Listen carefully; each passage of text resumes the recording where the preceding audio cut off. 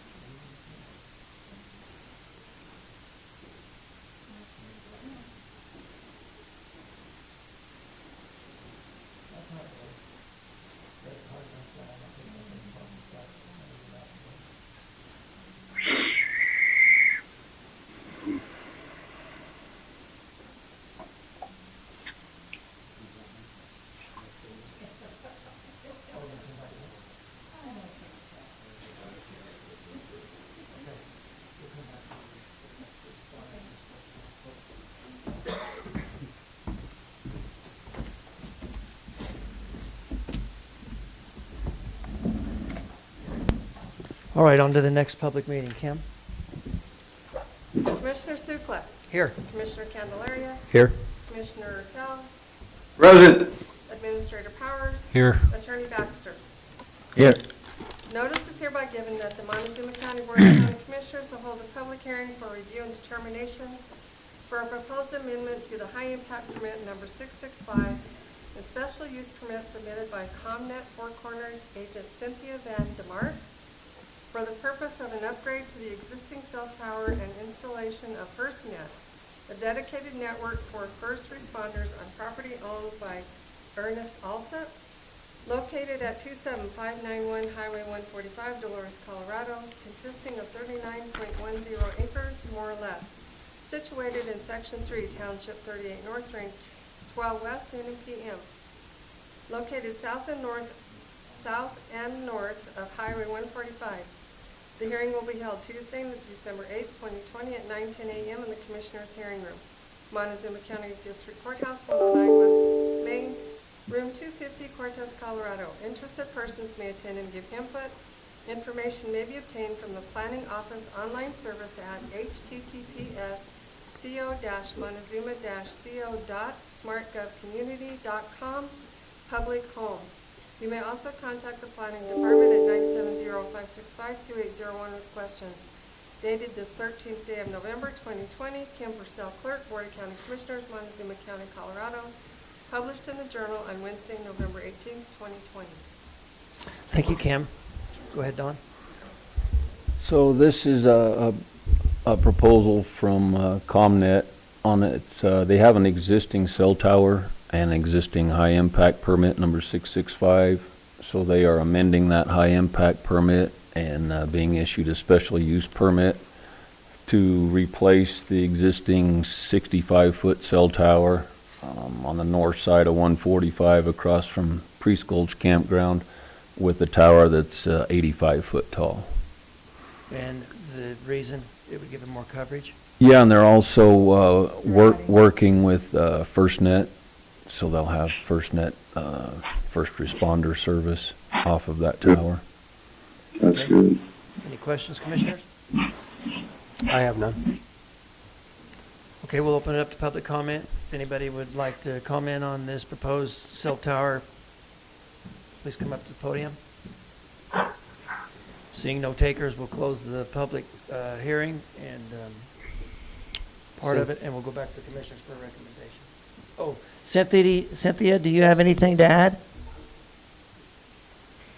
Good morning. I just wanted to add that this is a really exciting service that will be brought to the county.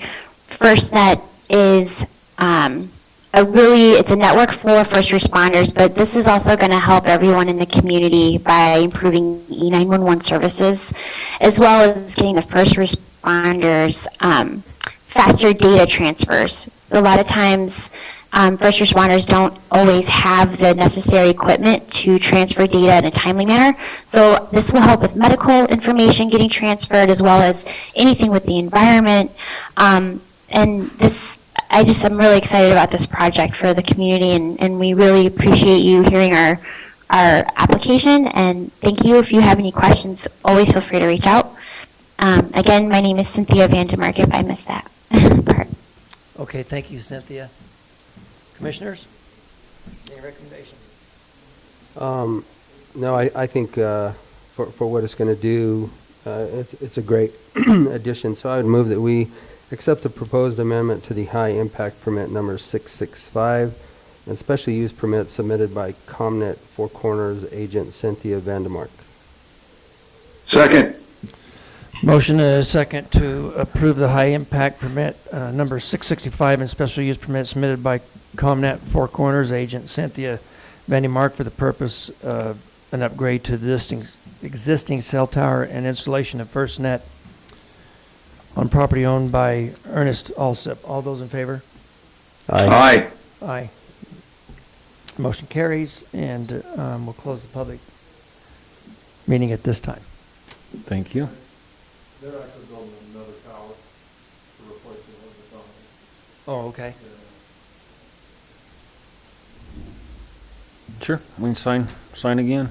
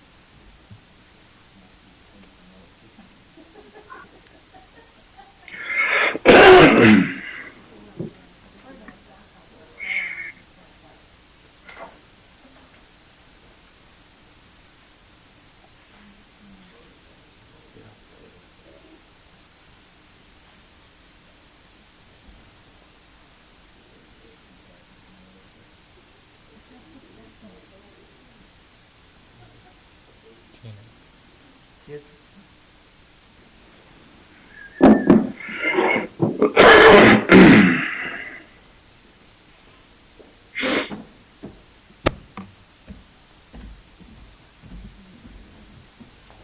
Commissioner Tail, how you feeling today? You know, I feel great, Commissioner Sukla. Still can't taste anything, but outside of that, I feel absolutely normal. I'm taking my temperature every morning. I have no fever, no aches and pains today, so it's just a matter of no taste. And Friday I should be cleared to get loose from this incarceration. Well, that's good to hear. We're glad you're feeling better, and what a good diet you have if you can't taste it. Yeah, I'm losing weight. I know that because, buddy, I'll tell you, it doesn't make any difference what you eat. You can't taste nothing. So I don't care what I eat. Even if it's real hot sauce, real hot? Real hot, so I can taste sweet and salty, and that's about it. A little bit of spice. I can taste a little spicy, but sweet and salty is about all I can determine. Wow. Jalapeno. Crazy. All right, good. Good to hear. I believe we're getting ready for the next public hearing.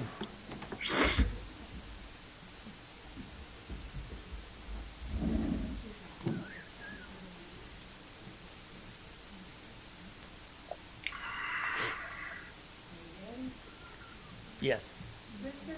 Here. Try that again with my mic on. Commissioner Sukla. Here. Commissioner Candelaria. Here. Commissioner Tell. Present. Administrator Powers. Here. Attorney Baxter. Here. Kim Purcell, Montezuma County Clerk and Recorder. Notice is hereby given that the Montezuma County Board of County Commissioners will hold a public hearing for review and determination for a proposed boundary line adjustment application for the Shack Single Lot Development submitted by Dylan and Heather Oliver on property located at 14475 Road CC, Pleasant View, Colorado, consisting of 3.11 acres, more or less, situated east of Road 14, north of Road CC, situated in Section 36, Township 39 North, Range 18 West, NMPM. The hearing will be held Tuesday, December 8, 2020 at 9:20 a.m., Commissioners' Hearing Room. 109 West Main, Cortez, Colorado. Interested persons may attend and give input. Information may be obtained from the Planning Office online services at https://co-montezuma-co.smartgovcommunity.com, public home. You may also contact the Planning Department at 970-565-2801 with questions. Dated this 13th day of November 2020, Kim Purcell Clerk, Board of County Commissioners, Montezuma County, Colorado. Published in the Journal on Wednesday, November 18th, 2020. Thank you, Kim, and I see Dylan and Heather's here, Yes, they are. so. You coming up?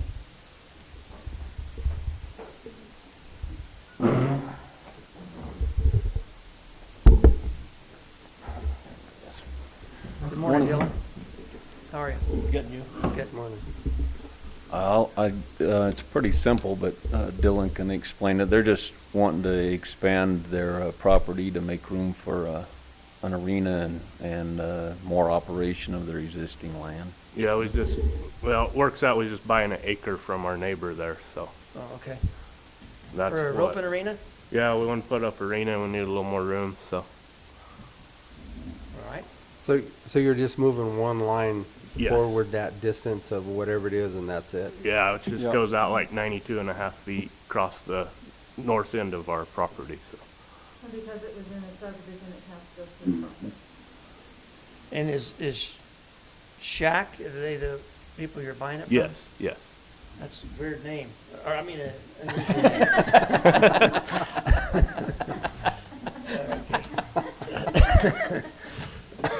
All right. Any questions, commissioners? I have none. Commissioner Ertel?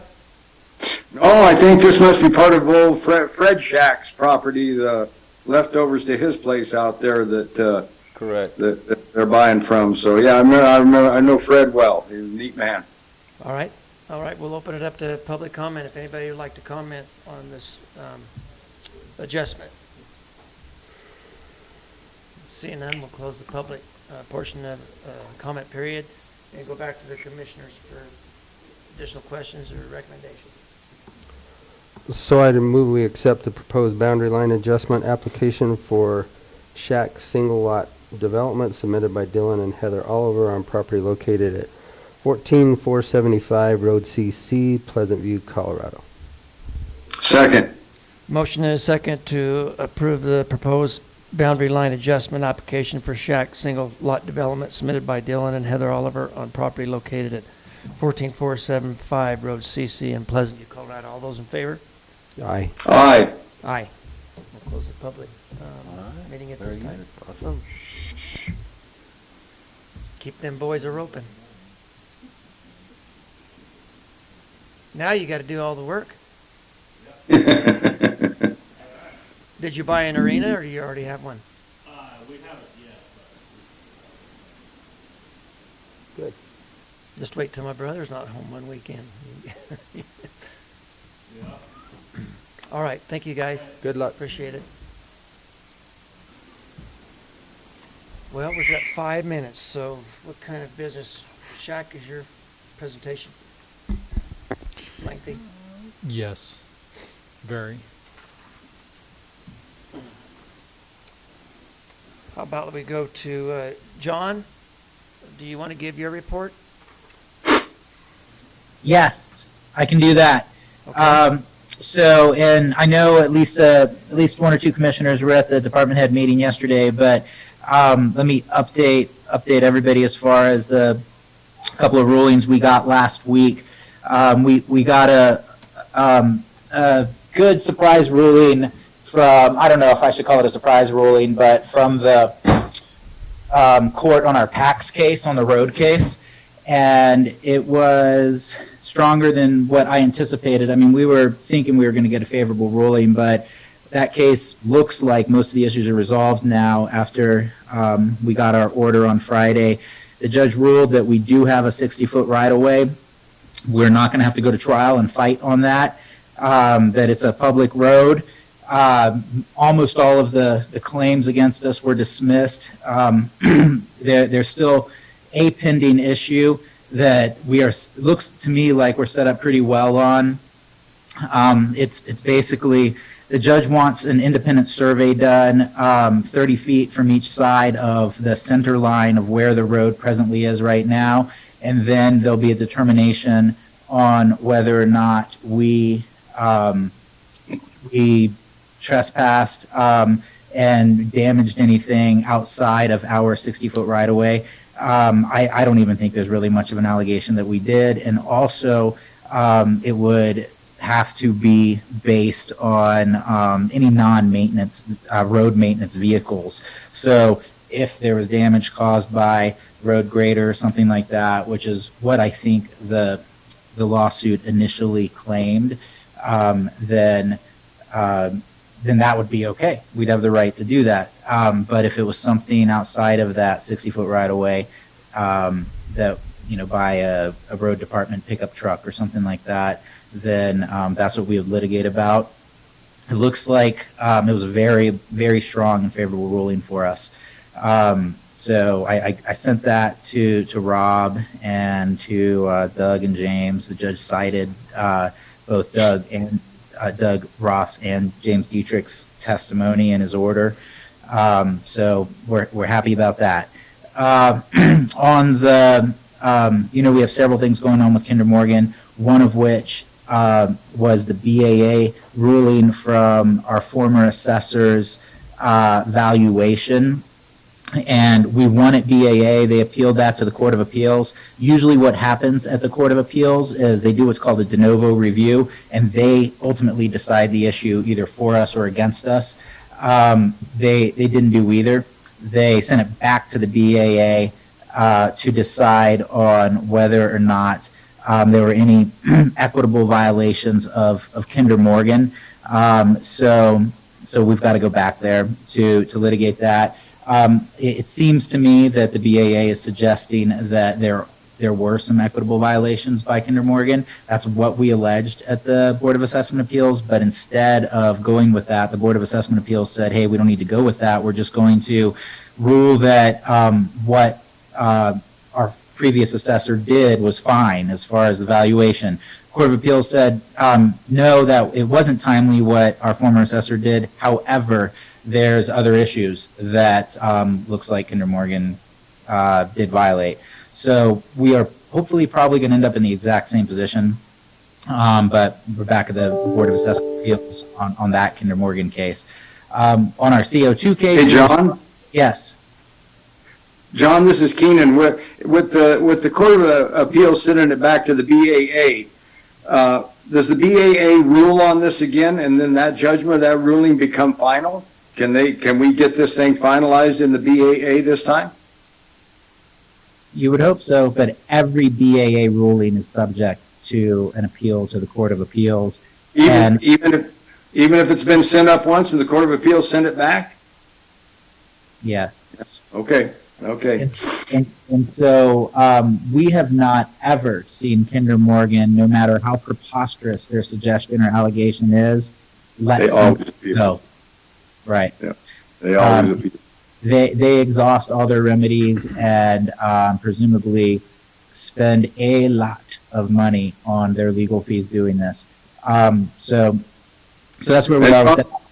John, when you talk about legal fees, I want us at every opportunity. If Kinder Morgan keeps yo-yoing us back between BAA, Court of Appeals, up and down, up and back, I want us to see where we can implement or stick in and get our attorney's fees paid by them when they ultimately lose this deal. We will, of course, seek anything that we legally can. These types of cases, they're difficult to get attorney fees on, but if we ever have the opportunity to do that with Kinder Morgan, we will. Okay.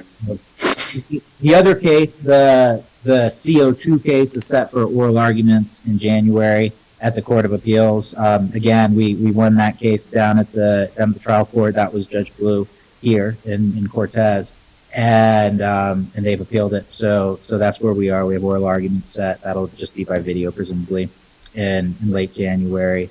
I think that's it. That's all. We're still working on the getting the covenants, the restrictions put on the former portion of the landfill, what we call the Carver landfill. And just, I want to say Friday, CDPHE, the attorneys contacted me and said, oh, there's this other piece of property as well that looks like the county owns that we also need restrictions on, that borders the previous one that we didn't know about. I don't know what she's talking about. I forwarded that to Mel. He said, no, there is nothing else. There's just the Carver landfill. That hit a snag. This is us just kind of appeasing the state, saying, yeah, fine, right, it used to be a landfill. If anybody ever buys that 100 years from now, they should know it's a landfill. So all we're doing is putting restrictions on the deed for that land. So if somebody tries to buy that land, they're aware of it. That's all. But that is, according to CDPHE, we have another piece of land down there that needs restrictions, so we'll figure that out. It's just a time thing, nothing really to worry about, or no real obligations we have. I think that's it. Do you guys have any questions? Thank you, John, for the update. We appreciate it. Yep. We'll go to the next public hearing. Commissioner Supla. Here. Commissioner Candelaria. Here. Commissioner Tell. Present. Administrator Powers. Here. Attorney Baxter.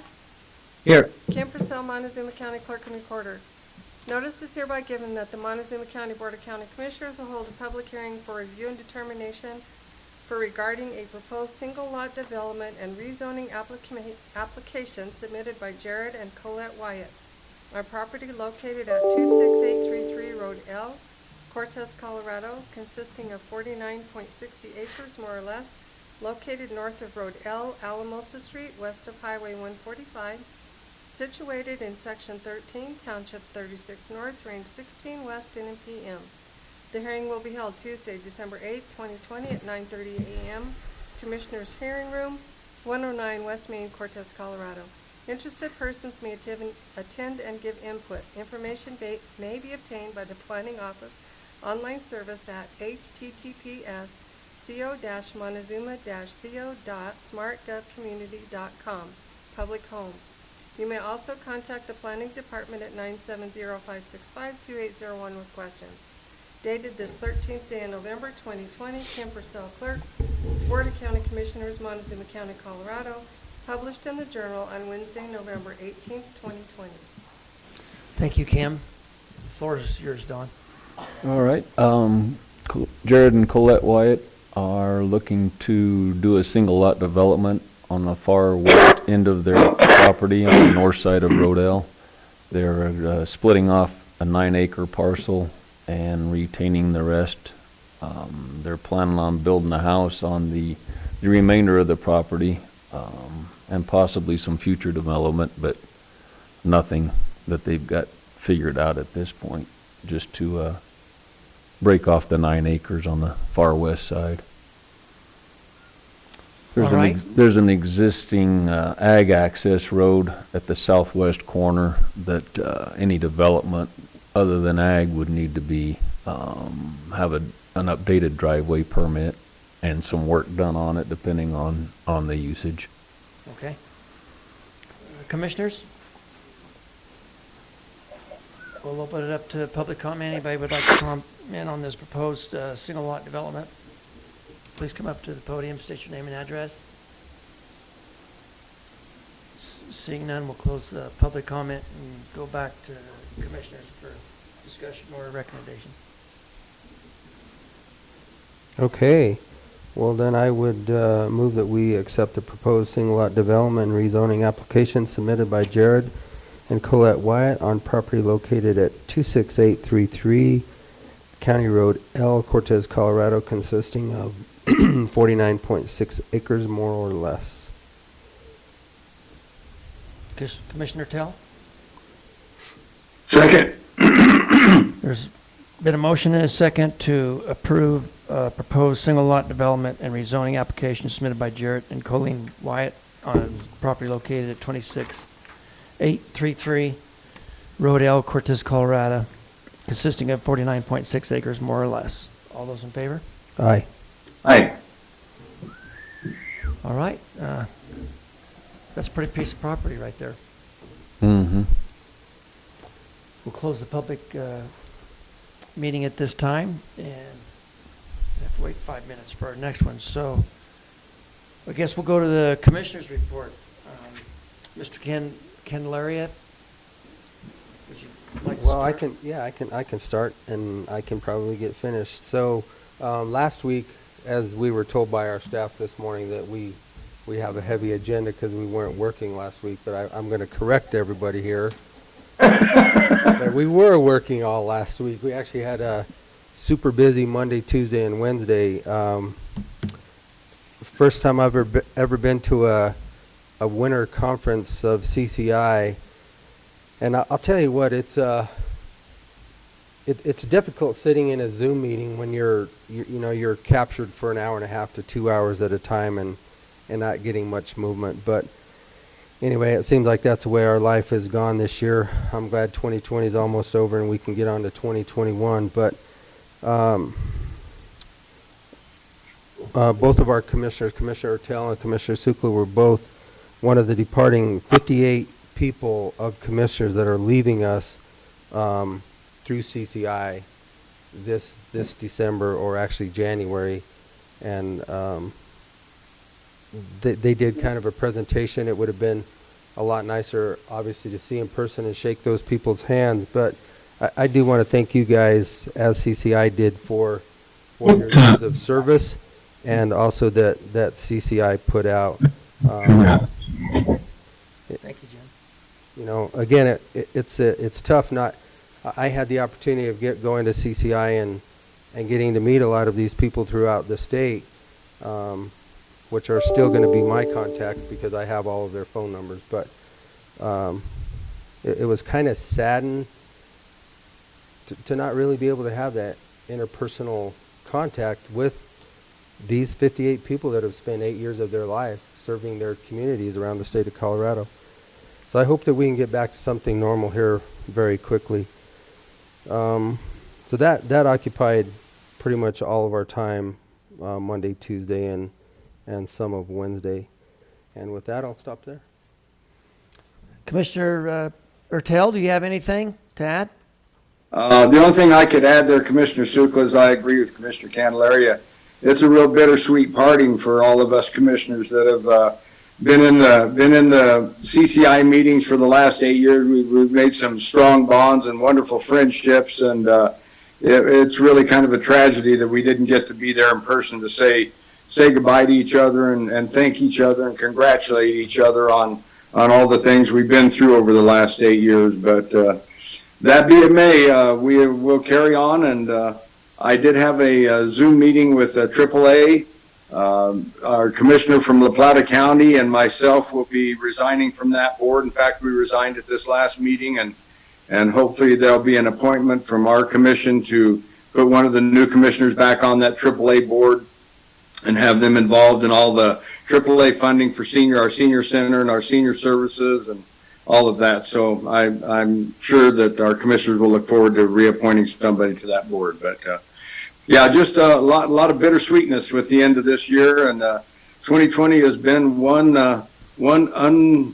unbelievable year, and I hope to never ever see another one like it. I hope this is the last year that we have to endure the kind of things that we've had to endure, and for everybody in our county and this country, it's been a true trial for all of us. Thanks, Commissioner. Amen. Thank you, Commissioner Ertel. I did attend that. One of the things that we unfortunately missed was there was an auction every year, and it goes for a scholarship, and so we got to participate in that auction every year. And what was something that really stands out to me about that auction was the partisan politics just went out the window. You had Democrats buying Trump hats. You had it was a good time. There was lots of jabs at both political parties, and I wish politics would get back to that way. Unfortunately, it's not that way now. But anyway, we'll go to our next public hearing. Thank you, commissioners, for your. That might be one of the shortest ones, Commissioner. I have more. I just stopped there. I knew it. Trust me, I have more. I need to make sure that our planning realizes what we were doing. Okay. All right, we'll go to the next public hearing. Number 5, Commissioner Sukla. Here. Commissioner Candelaria. Here. Commissioner Tell. Present. Administrator Powers. Here. Attorney Baxter. Here. And Kim Purcell, Montezuma County Clerk and Recorder. Notice is hereby given that the Montezuma County Board of County Commissioners will hold a public hearing for review and determination for a proposed re-subdivision of Lot Number 1 of the McElmo East Minor Subdivision, a general plan unit development and rezoning application submitted by RNC Properties LLC, Agent J. Cruzan, on property located to be determined Road J, Cortez, Colorado, consisting of 17 acres more or less, located south of Road J, west of Road 27, situated in Section 36, Township 36 North, Range 16 West, NMPM. The hearing will be held Tuesday, December 8, 2020 at 9:40 a.m. Commissioners' Hearing Room, Montezuma County Administrative Offices, 109 West Main, Cortez, Colorado. Interested persons may attend and give input. Information may be obtained from the Planning Office online service at https://co-montezuma-co.smartgovcommunity.com, public home. You may also contact the Planning Department at 970-565-2801 with questions. Dated this 13th day of November 2020, Kim Purcell Clerk, Board of County Commissioners, Montezuma County, Colorado, published in the Journal on Wednesday, November 18th, 2020.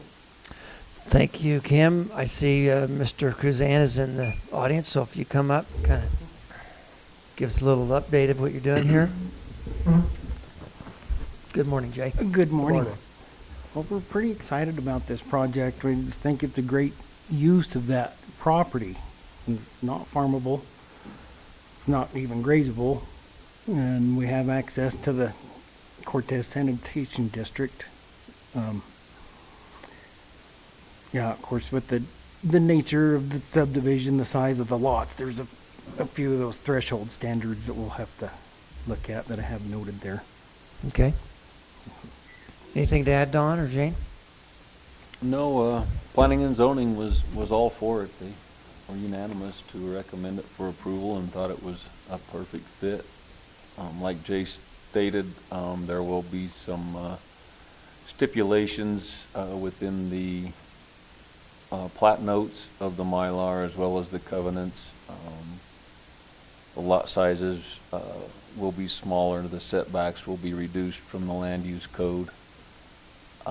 The percent of building coverage per lot obviously will exceed the 12%, but those are all noted in the covenants as well as Jay's narrative that was included with the packet. He's going to phase this in 4 phases. Phase 1 will include the hammerhead at the southwest corner of the development. Scroll down a little bit, Shaq, if you would. So that will exist until he progresses on into phase 3 and 4. All right. Commissioners, any questions? I don't have any questions. You know, this was presented to us, the conceptual design, I can't remember, a few months ago, and I think it makes a lot of sense. We're still in the county, but we have something more affordable, smaller lots, and it's desirable because of the connectivity to the sanitation district, which is a big benefit. So I think it's a great addition to the community, and I think it's a good thing. I agree with Commissioner Candelaria. I hope this County Road J that we so boldly built without the city of Cortez, I'm hoping that we start to see some Southside development. Well, we're seeing Southside development right now. And I'm hoping this County Road J will help open up maybe some south side of our community's development down in these lower reaches of the city and the county, and start putting into some good property uses on some land that's really been untouched and unused. And I'm very proud to see Jay and them put this together, and I hope it's the beginning of a lot more of this type of development down there off that County Road J. Yeah, if you were a parent with a high school age student, they could walk to school. That's pretty nice. Yep. We'll open it up to public comment. If anybody'd like to comment, please come up and state your name and address. Good morning, Rob. Morning, guys. Morning.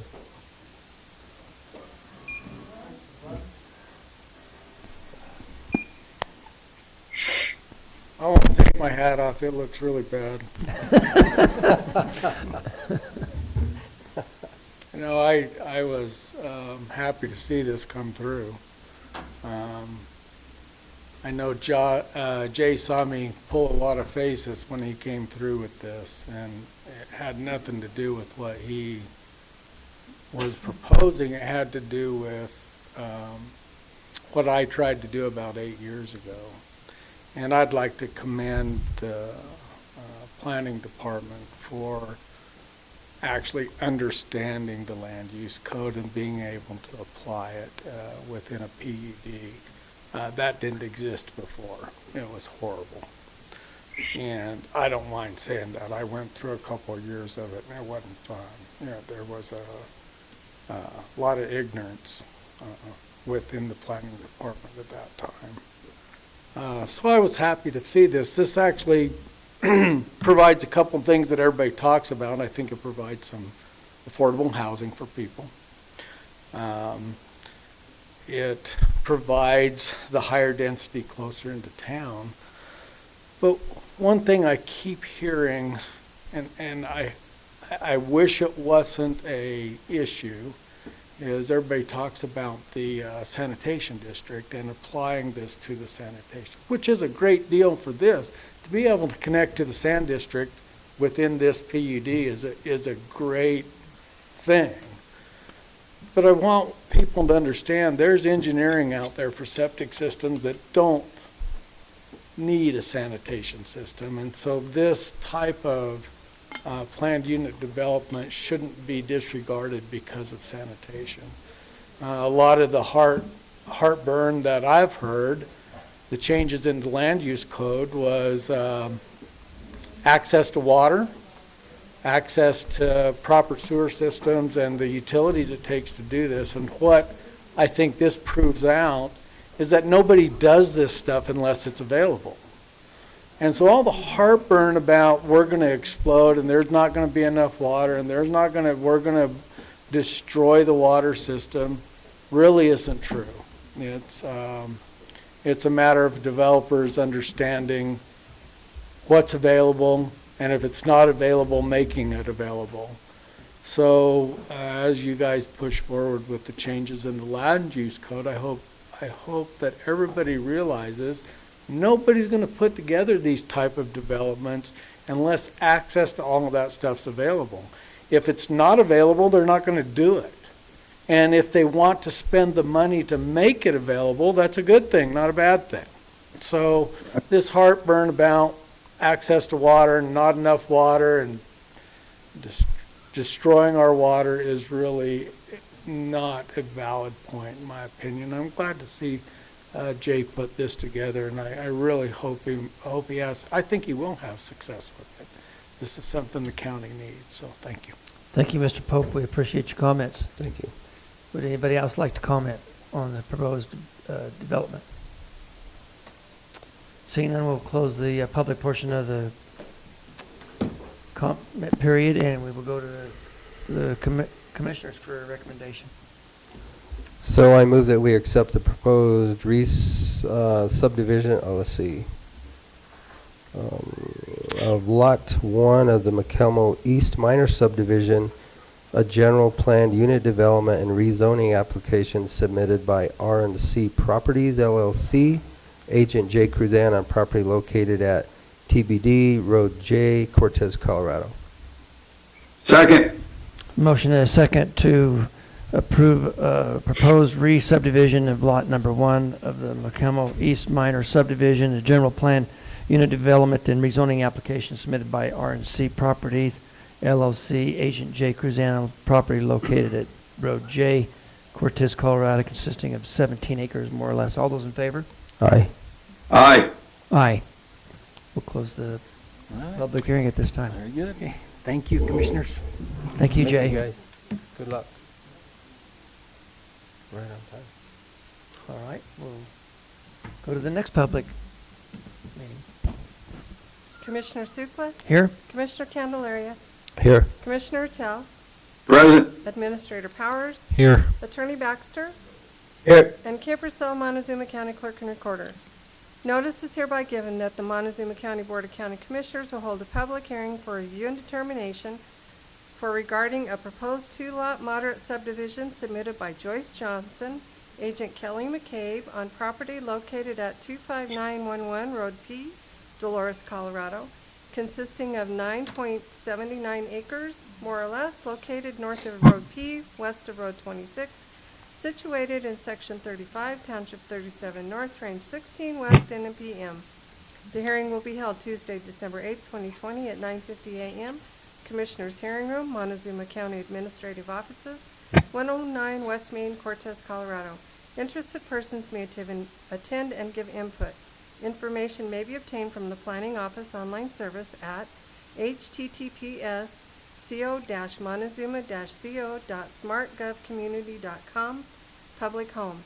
You may also contact the Planning Department at 970-565-2801 with questions. Dated this 13th day of November 2020, Kim Purcell, Clerk, Board of County Commissioners, Montezuma County, Colorado. Published in the Journal on Wednesday, November 18th, 2020. Thank you, Kim. Don?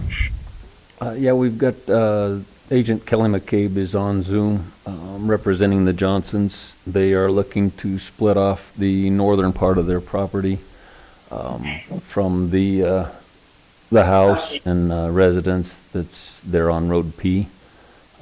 They have obtained a deeded easement that comes in from the north end of the property for access. It really wasn't viable to come in off of County Road P and go north, so they have worked with the northern owners to get a deeded easement to access that, what will be the new parcel.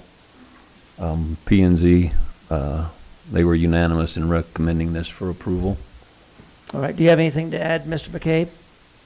Just a real brief comment or two.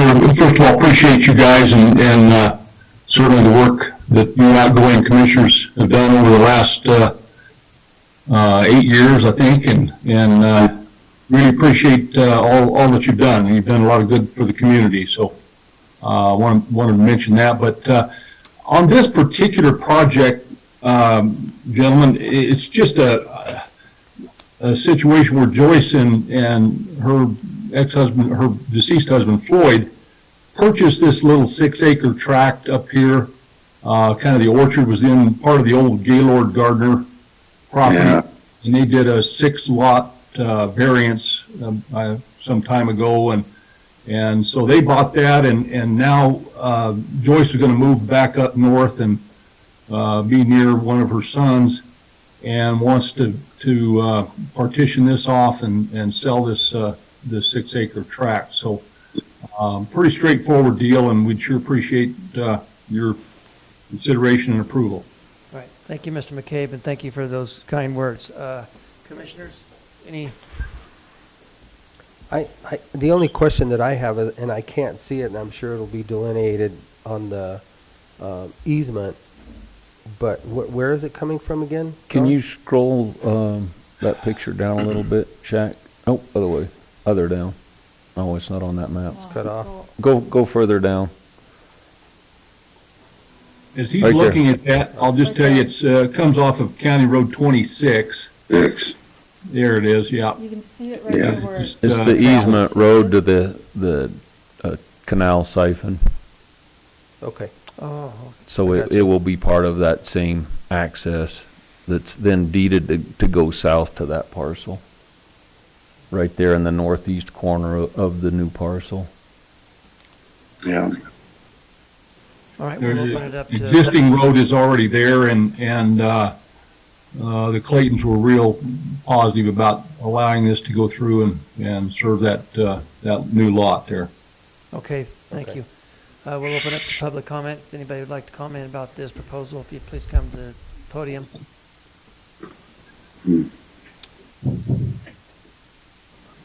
You okay? Would you like to comment about this proposal?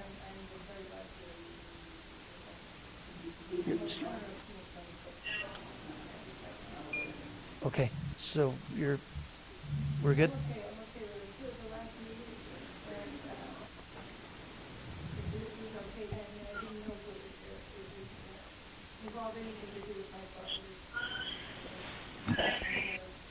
Okay. All right, anybody else? We'll close public comment at this time and then go back to the commissioners for a recommendation. So then I will move that we accept the proposed two-lot moderate subdivision submitted by Joyce Johnson, agent Kelly McCabe, on property located at 25911 Road P, Dolores, Colorado, consisting of 9.79 acres, more or less. Second. Motion and a second to approve a two-lot moderate subdivision submitted by Joyce Johnson, agent Kelly McCabe, on property located at 25911 Road P, Dolores, Colorado, consisting of 9.79 acres, more or less. All those in favor? Aye. Aye. Aye. We'll close this public hearing at this time. Thank you for your input, ma'am. Thank you, guys. Thank you. Thanks, Kelly. Yeah. Thanks for your kind words.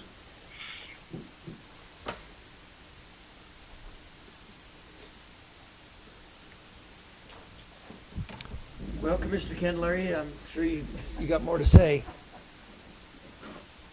Oh, I do. Let me grab my book. Oh, he's going to his notes. Yeah. I have to go to the notes, otherwise I forget. That's dangerous.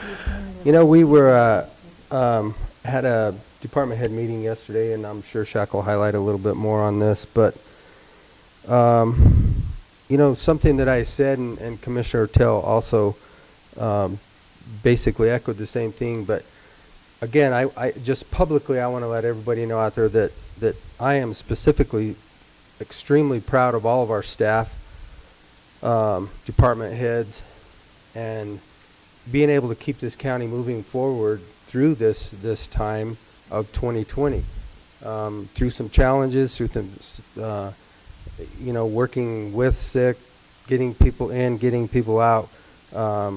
We've continued to keep going and continue to keep getting things done, and it's been a challenge. You know, I look back on 2020, and I know we had a lot of things slated that we wanted to get done, and some of those have been kind of hit some roadblocks. But specifically, and I'll stop because I know we're going to run out of time here, but again, a thank you to all of our staff, everybody that works in this county. I think you guys have done a great job, and all the other boards that work around with the county, such as our Planning Commission, for keeping the ball rolling and not stopping. I do greatly appreciate it, and sometimes, you know, I probably don't say that enough, but I do want to thank you all. I do appreciate it. They do a good job. I know there is some other government entities that have kind of quit working, and that's not the way it's supposed to be. If you pay us to come to work, then we better do something for you. So I appreciate the help of the staff as well for keeping things moving in Montezuma County. I'm still 3 minutes early. Minute and a half on the computer. Well, I'll wait for another spam call then.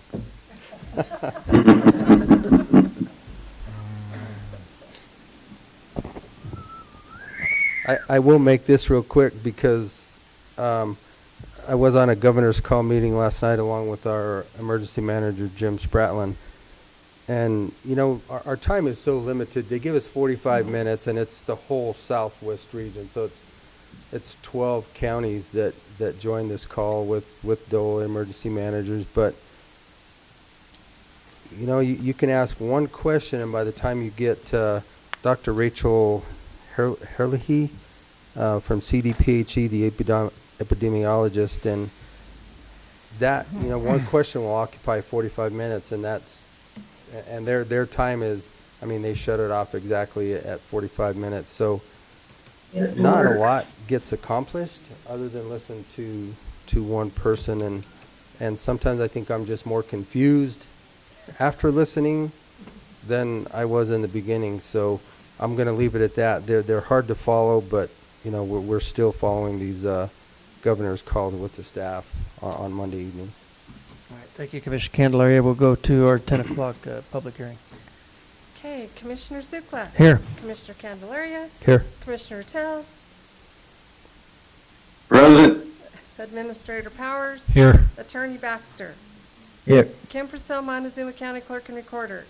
Notice is hereby given that the Montezuma County Board of County Commissioners will hold a public hearing for review and determination for regarding a proposed two-lot moderate subdivision and rezoning application submitted by Edward and Carrie Jo Comiskey on property located at 12665 Road 23, Cortez, Colorado, consisting of 17.9 acres more or less, located south of Road N, west of Road 23, situated in Section 8, Township 36 North, Range 16 West, 10 p.m. The hearing will be held Tuesday, December 8, 2020 at 10 a.m. Commissioners' Hearing Room, Montezuma County Administrative Offices, 109 West Main, Cortez, Colorado. Interested persons may attend and give input. Information may be obtained from the Planning Office, online service at https://montezuma-co.smartgovcommunity.com, public home. You may also contact the Planning Department at 970-565-2801 with questions. Dated this 13th day of November 2020, Kim Purcell, Clerk, Board of County Commissioners, Montezuma County, Colorado. Published in the Journal on Wednesday, November 18th, 2020. Thank you, Kim. And in 8 years, that's the first mistake I've ever seen you make. So you did pretty good. I believe him. Okay, Don.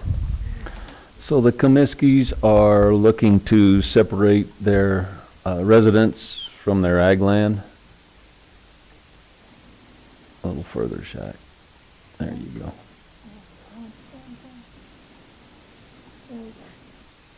So they're going to break off their residence and leave the ag land there to the west with access to the county road that already has an existing ag driveway. And I don't know if they're going to sell the ag land, lease it, or keep it, but they're just dividing the residents from the ag property. Okay. Any additional questions, Commissioners? The Planning Commission was all in They favor, were meets all the requirements. unanimous to approve it for recommendation. I have none. All right, we'll open it up to public comment. If anybody would like to comment on this proposal, if you come up to the podium. Seeing none, we'll close the public comment period, and we'll go to the Commissioners for a recommendation. So I move that we accept the proposed two-lot moderate subdivision and rezoning application submitted by Edward and Carrie Jo Comiskey on property located at 12665 Road 23, Cortez, Colorado, consisting of 17.9 acres more or less. Second. Motion and a second to approve a two-lot moderate subdivision and rezoning application submitted by Edward and Carrie Jo Comiskey on property located at 12665 Road 23, Cortez, Colorado, consisting of 17.9 acres more or less. All those in favor? Aye. Aye. Aye. All right, we will close the public meeting at this time. Do you have anything else? Gosh, Commissioner we're doing Candelaria? good. I do. Does your wife ever get a word in edgewise? No, she does not. Not very often. Actually, I take that back. She keeps very good rein on me. On the meeting last night, prior to the governor's call, again of the counties in the southwest region, he did say that Washington and the people out there, hopefully by the end of the week, that they may come to an agreement on some kind of a bipartisan package to the tune of about $9.8 billion. And in the three major components of that will be adding the extension of unemployment, $300 per week for 16 weeks, tribal funding of $160 billion, and small business relief of $300 billion. Now, of course, you know, we didn't have enough time to go into the nuts and bolts and what you have to do or so on and so forth, but Hey, Commissioner Candelaria, hate to interrupt you, but I think you said $98 billion in this No. package. I think you need to change that to $908 billion. $908 billion. Thank you. $908 Yeah, almost a billion. almost $1 trillion relief package. I'm going to tell you, those guys in Washington, man, they're going to melt down their printing press. They're going to melt that baby down. I've been with the trying to amount of tell money this that's Board of coming out of it. Commissioners they need to get me a better printer. So, you know, I look at some of this stuff and I'm like, dang, and Dang is right. and those are the three major components that they're looking at right now, and there again, I don't know if any decisions will be made, but it sounded like they were on both sides of the aisle, a bipartisan package coming or moving forward. So we'll wait to see what comes about. I've got a question for the commissioners. Using Common Core math, how long does it take you to spend your way out of debt? Depends on what graph you create. Well, it depends on how much money you have to spend to get you out of debt, Shaq. So Well, let's say you're starting at a deficit of 30 trillion. I think you'll get your way out of there by the time you reach 70 or 75 trillion. I think you'll be out of the hole. Oh, it's sad. It's insanity. It's insanity. Anyway, I just wanted to let you guys know that was presented last night also, and that is $908 billion. It's a big package. So at that, I will stop. Thank you, Jim. Yeah, thank you, Jim. Well, I'm still a little short of time. Well, you could start your report. My report? Yeah. I gave my report. Oh. Dozer Dan gave his report. Oh, man. Dozer Dan, the dadgum big Jip kid down there in Jip digging dirt and building ponds. I'll tell you, Supa, I'm proud to see you doing that down there, man. You're gonna make yourself a beautiful place down there. Thank you, appreciate that. It's pretty remote and not many people. If I get COVID, it's going to be from a wild turkey. And, that's the only thing I see. What about bats? Do you have bats down there? Yeah. Isn't that kind of what started this whole thing off? It depends on who you talk to. I mean, anybody that ever believed that one person can't change the world never ate an undercooked bat.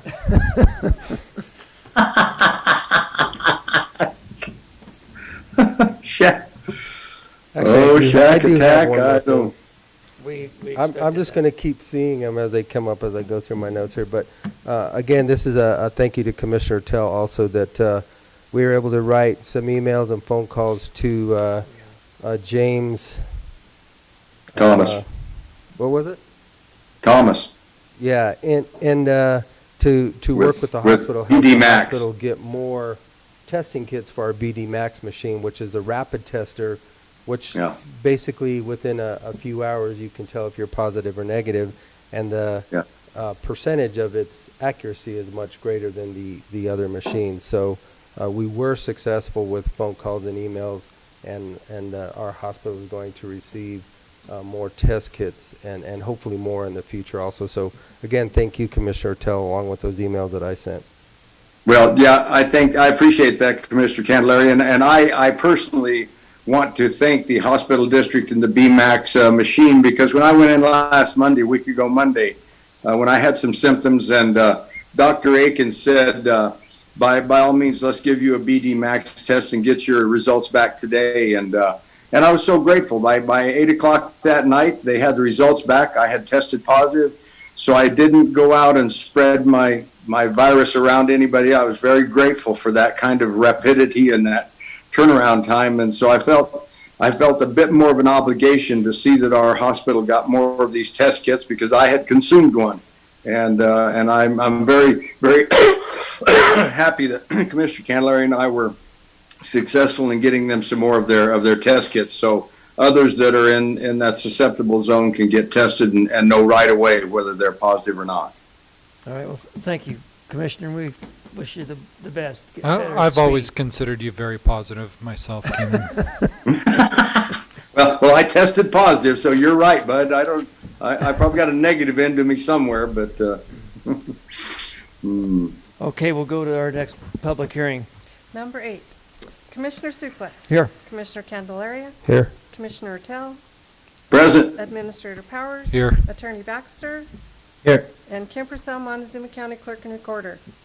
Notice is hereby given that the Montezuma County Board of County Commissioners will hold a public hearing for review and determination for regarding a proposed single lot development and rezoning application submitted by Cromar Ranch, LLC, represented by William and Carol Reynolds, on property located at 29467 Road N, Dolores, Colorado, consisting of 39.97 acres more or less, located north of Road N, east of Road 29, situated in Section 4, Township 36 North, Range 15 West, 10 p.m. The hearing will be held Tuesday, December 8th, 2020 at 10:10 a.m. Commissioners' Hearing Room, Montezuma County Administrative Offices, 109 West Main, Cortez, Colorado. Interested persons may attend and give input. Information may be obtained from the Planning Office online service at https://co-montezuma-co.smartgovcommunity.com, public home. You may also contact the Planning Department at 970-565-2801 with questions. Dated this 13th day of November 2020, Kim Purcell, Clerk, Board of County Commissioners, Montezuma County, Colorado. Published in the Journal on Wednesday, November 18th, 2020. Thank you, Kim. I see that Mr. Reynolds is on there on behalf of the commissioners. We welcome you to the meeting today. Thank you very much. Don, do you have anything to add to this? The Reynolds are just looking to divide off roughly 5 acres on the southeast corner of their property that contains their existing residence and separate it from the ag land. They are proposing to build a new residence on the remainder in the future, either where it's shown there on the map or possibly up by the pond area. They're getting cost estimates in for water. There's an issue that there's no more water availability coming in down on the south side unless they upsize the whole line to get to that area. So they've got a couple of options on where they're going to build, but right now they just going to split off the existing house and sell that and build on the remainder. Do you have anything to add, Mr. Reynolds? No, that sounds like the plan. It does. All right, thank you. We'll open it up to public comment if anybody would like to comment on the proposal. Seeing none, we'll close public comment and go back to the commissioners for discussion or recommendation. Pretty straightforward. I don't have anything unless Commissioner Tell does. You good, Commissioner? No, I'm absolutely good with it. Yeah, perfectly good, good plan and perfect property size. So have at it. Okay. Thank you. Well, then I would move that we accept the proposed single lot development and rezoning application submitted by Cromar Ranch LLC, represented by William and Carol Reynolds, on property located at 29467 Road N, Dolores, Colorado, consisting of 39.97 acres more or less. Second. There's been a motion and a second to approve single lot development and rezoning application submitted by Cromar Ranch LLC, represented by William and Carol Reynolds, on property located at 29467 Road in Dolores, Colorado, consisting of 39.97 acres more or less, located north of Road N. All those in favor? Aye. Aye. Aye. We'll close So the originally, on this meeting after CCI, I was going to let all the public works people take a little bit of a break because planning tied up the whole morning for us. And so I sent them an email saying don't come, and then Mel said, well, I gotta discuss some things with CDPHE and the commissioners, and Bonnie had some liens that she has to put on, and I said, Rob, you might as well come too, because we're gonna discuss the mill levies, so. Anyways, I tried to give you a regular agenda, but it just didn't work out. We're used to it by now, Shaq, so.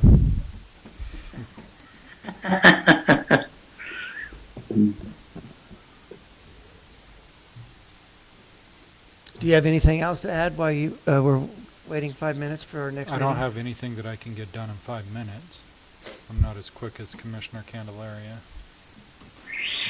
Well, do you want to read from the rest of your book, Commissioner Candelaria? I do, as a matter of fact.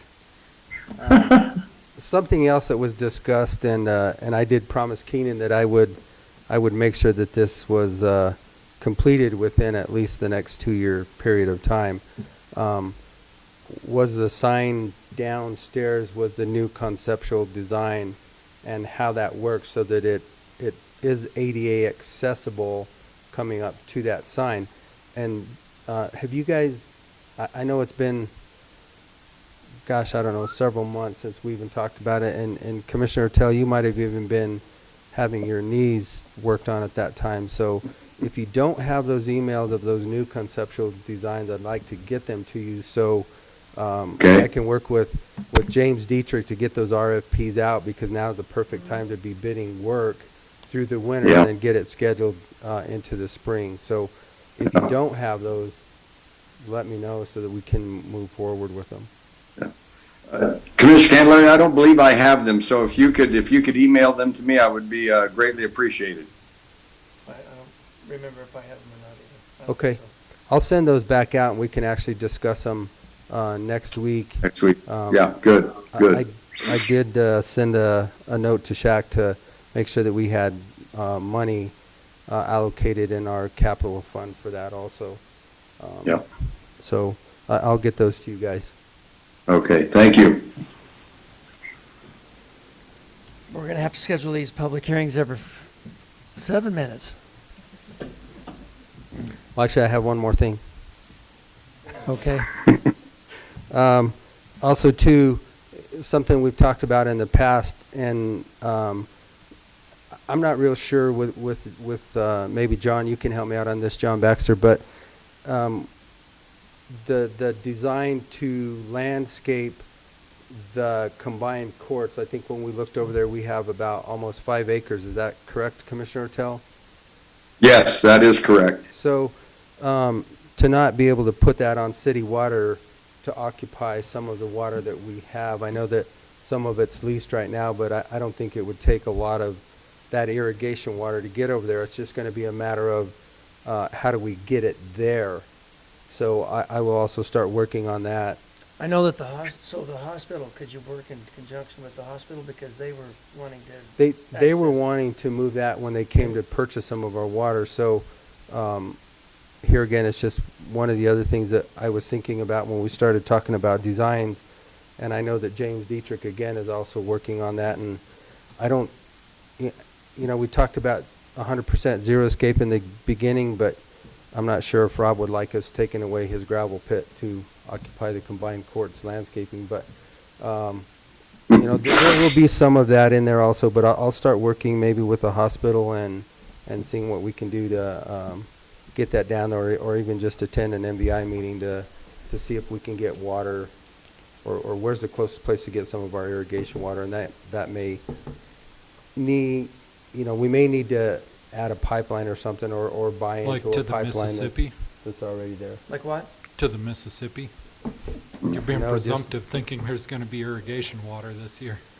Well, in the planning. Commissioner Candelaria, I agree, and you know, when you start talking about landscaping 5 acres, you're talking a major undertaking. That's not going out and sodding your front yard and putting it in. So I would be in favor, and I know this decision will probably be made long after I'm gone, but I would do as much zero-scaping as I could on that property down there. I would try to find a drip system and keep the trees and maybe some shrubbery alive and a little bit of that grass up by right in front of the courthouse. But I'm going to tell you, as far as the rest of that 5 acres go, I would put it in the most low maintenance, low cost type of xeriscaping that I could find. And it's you take 5 acres and you start talking about the cost of maintenance, upkeep, mowing and stuff. You put that into grass, you've got a full-time job out there just looking after that place.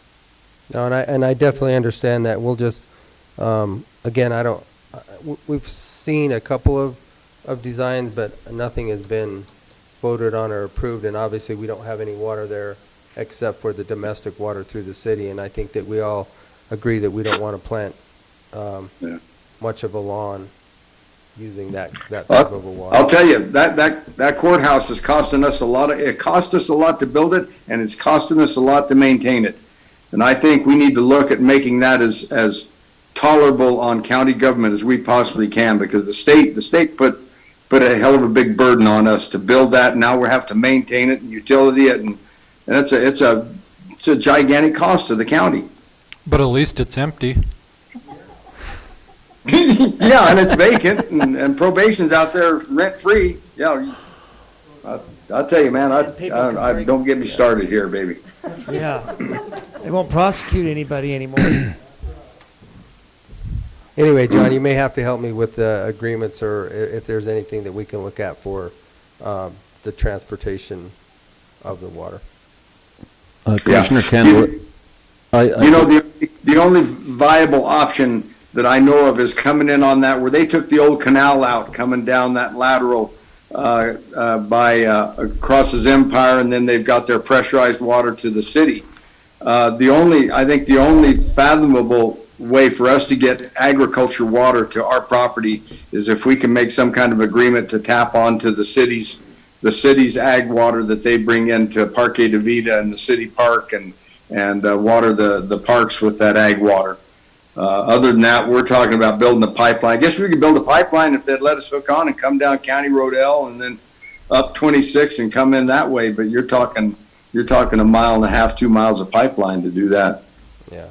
But it may be feasible. You never know. All right, thank you, commissioners, for your comments. Mr. I Haley? did speak with Ralph Wagner yesterday. He's the owner's rep for the hospital district from when we remodeled and built the hospital additions. And they are looking to bring their irrigation water in from Keith Evans' property to the north, down to the hospital district. Wow. Hey, maybe Keith Evans I didn't realize that was an option, but he's off the same pipeline that the city put in, so it's the same pipeline. And so I did get that information with James yesterday, and he's also going to be talking with Mark Boblet from the city. So there's a couple of options there. And I know that Ralph was supposed to talk with Rob as far as using the right-of-way to get the water line south on Mildred, because the city owns a conservation easement there. And they said there's no way to put a buried pipeline through that area. Good old conservation easements, the Keith Evans conservation easement, man. Yeah. Here we go. So the city owns it, and they're just throwing up more roadblocks for. Yeah. That's how they're going to block development growth. Those conservation easements are going to handcuff you and hamstring you in the future. I tell you what. So anyway, that's where the hospital is looking to obtain their irrigation water. So James is following up on that. So you guys can work with Ralph and the city. Thank you. Right. Don, try not to work up Commissioner Tail. Get better. I'm glad he's only got COVID and not a heart condition. Yeah. my ticker's fine, baby. Okay, we'll go to, is this the last public hearing? Yeah. Yes, sir. This might be a record. I believe it might be for one day. 9? I would think so. Yeah, Don just had to do it. Go ahead, Kim. Commissioner Sukla. Here. Commissioner Candelaria. Here. Commissioner Rattel. Present. Administrator Powers. Here. Attorney Baxter. Here. Kim Purcell, Montezuma County Clerk and Recorder. Notice is hereby given that the Montezuma County Board of County Commissioners will hold a public hearing for review and determination regarding a proposed 2-lot minor subdivision and rezoning application submitted by Randy Smith Agent Patrick Garcia, on property located at to be determined Road 39, Mancos, Colorado, consisting of 35.05 acres, more or less, located east of Road 39, north of Highway 160, situated in Section 30, Township 36 North, Range 13 West, in and PM. The hearing will be held Tuesday, December 8th, 2020 at 10:20 a.m. Commissioners' Hearing Room, Montezuma County Administrative Offices, 109 West Main, Cortez, Colorado. Interested persons may attend and give input. Information may be obtained from the Planning Office online services at https://co-montezuma-co.smartgovcommunity.com, public home. You may also contact the Planning Department at 970-565-2801 with questions. Dated this 13th day of November 2020, Kim Purcell, Clerk, Board of County Commissioners, Montezuma County, Colorado, published in the Journal on Wednesday, November 18th, 2020. Do you have anything to add, Mr. Haley? Yeah, Pat Garcia. Oh, you want to come up, Pat? Oh, come on up, Pat. Good morning, how are you? Good, how are you? Doing good. Come sit over here if you want. Court. Yeah, right. Don't have to testify. Yeah. We have the handcuffs right back here for you.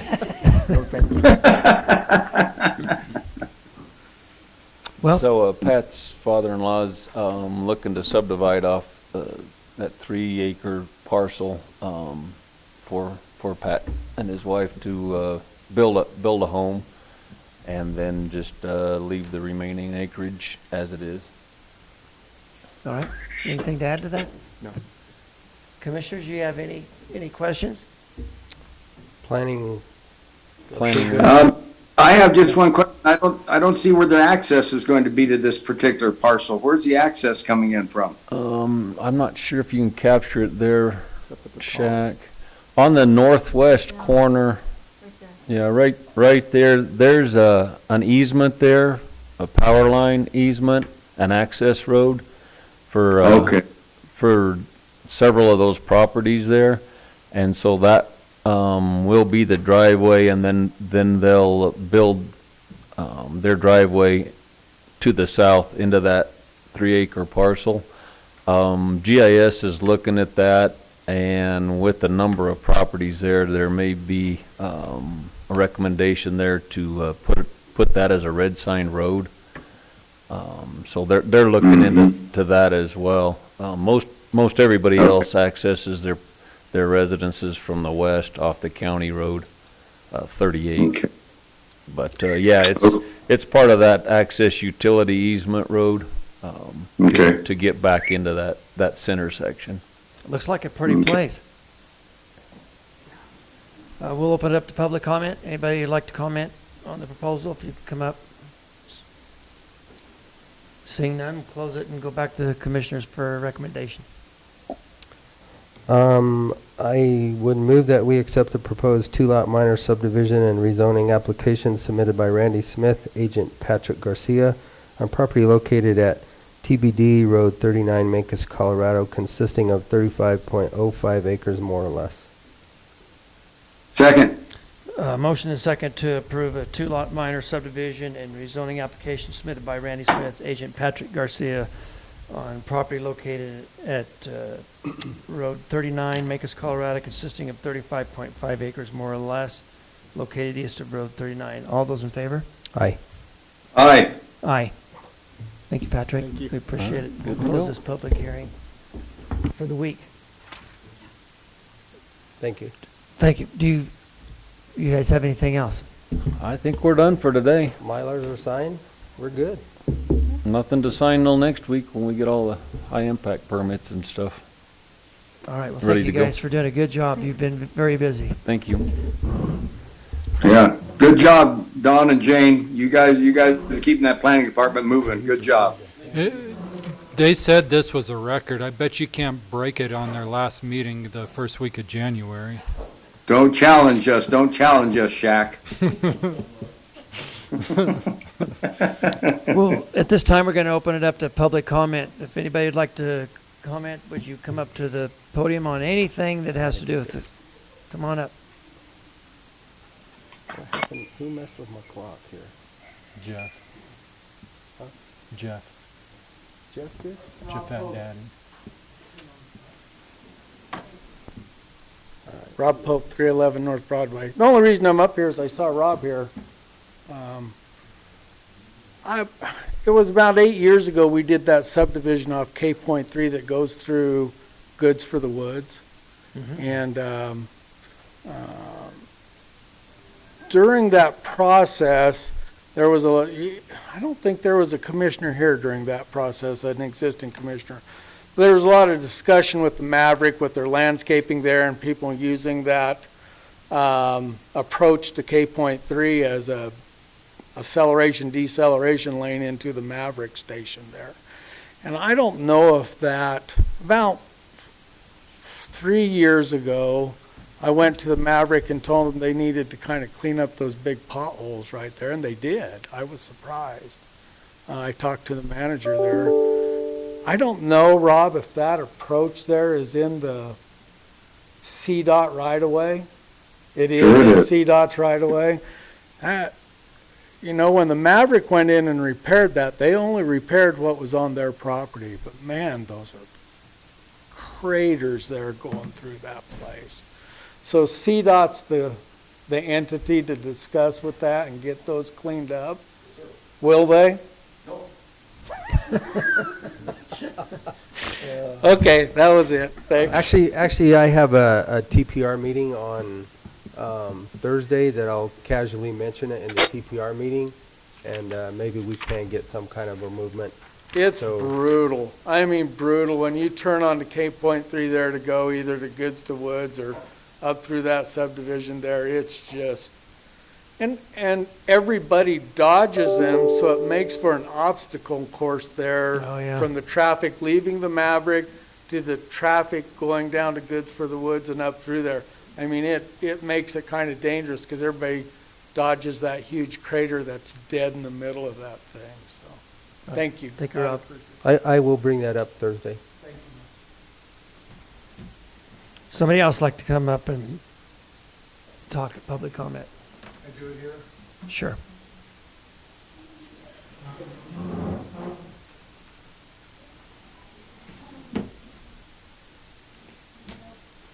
I'm gonna have to use my phone because I don't know what happened here. I bet it's been so long since I've been to work. Bought the clock in China. It's pronounced Gina. Morning, Commissioner. Good morning, Dennis. I had sent this to you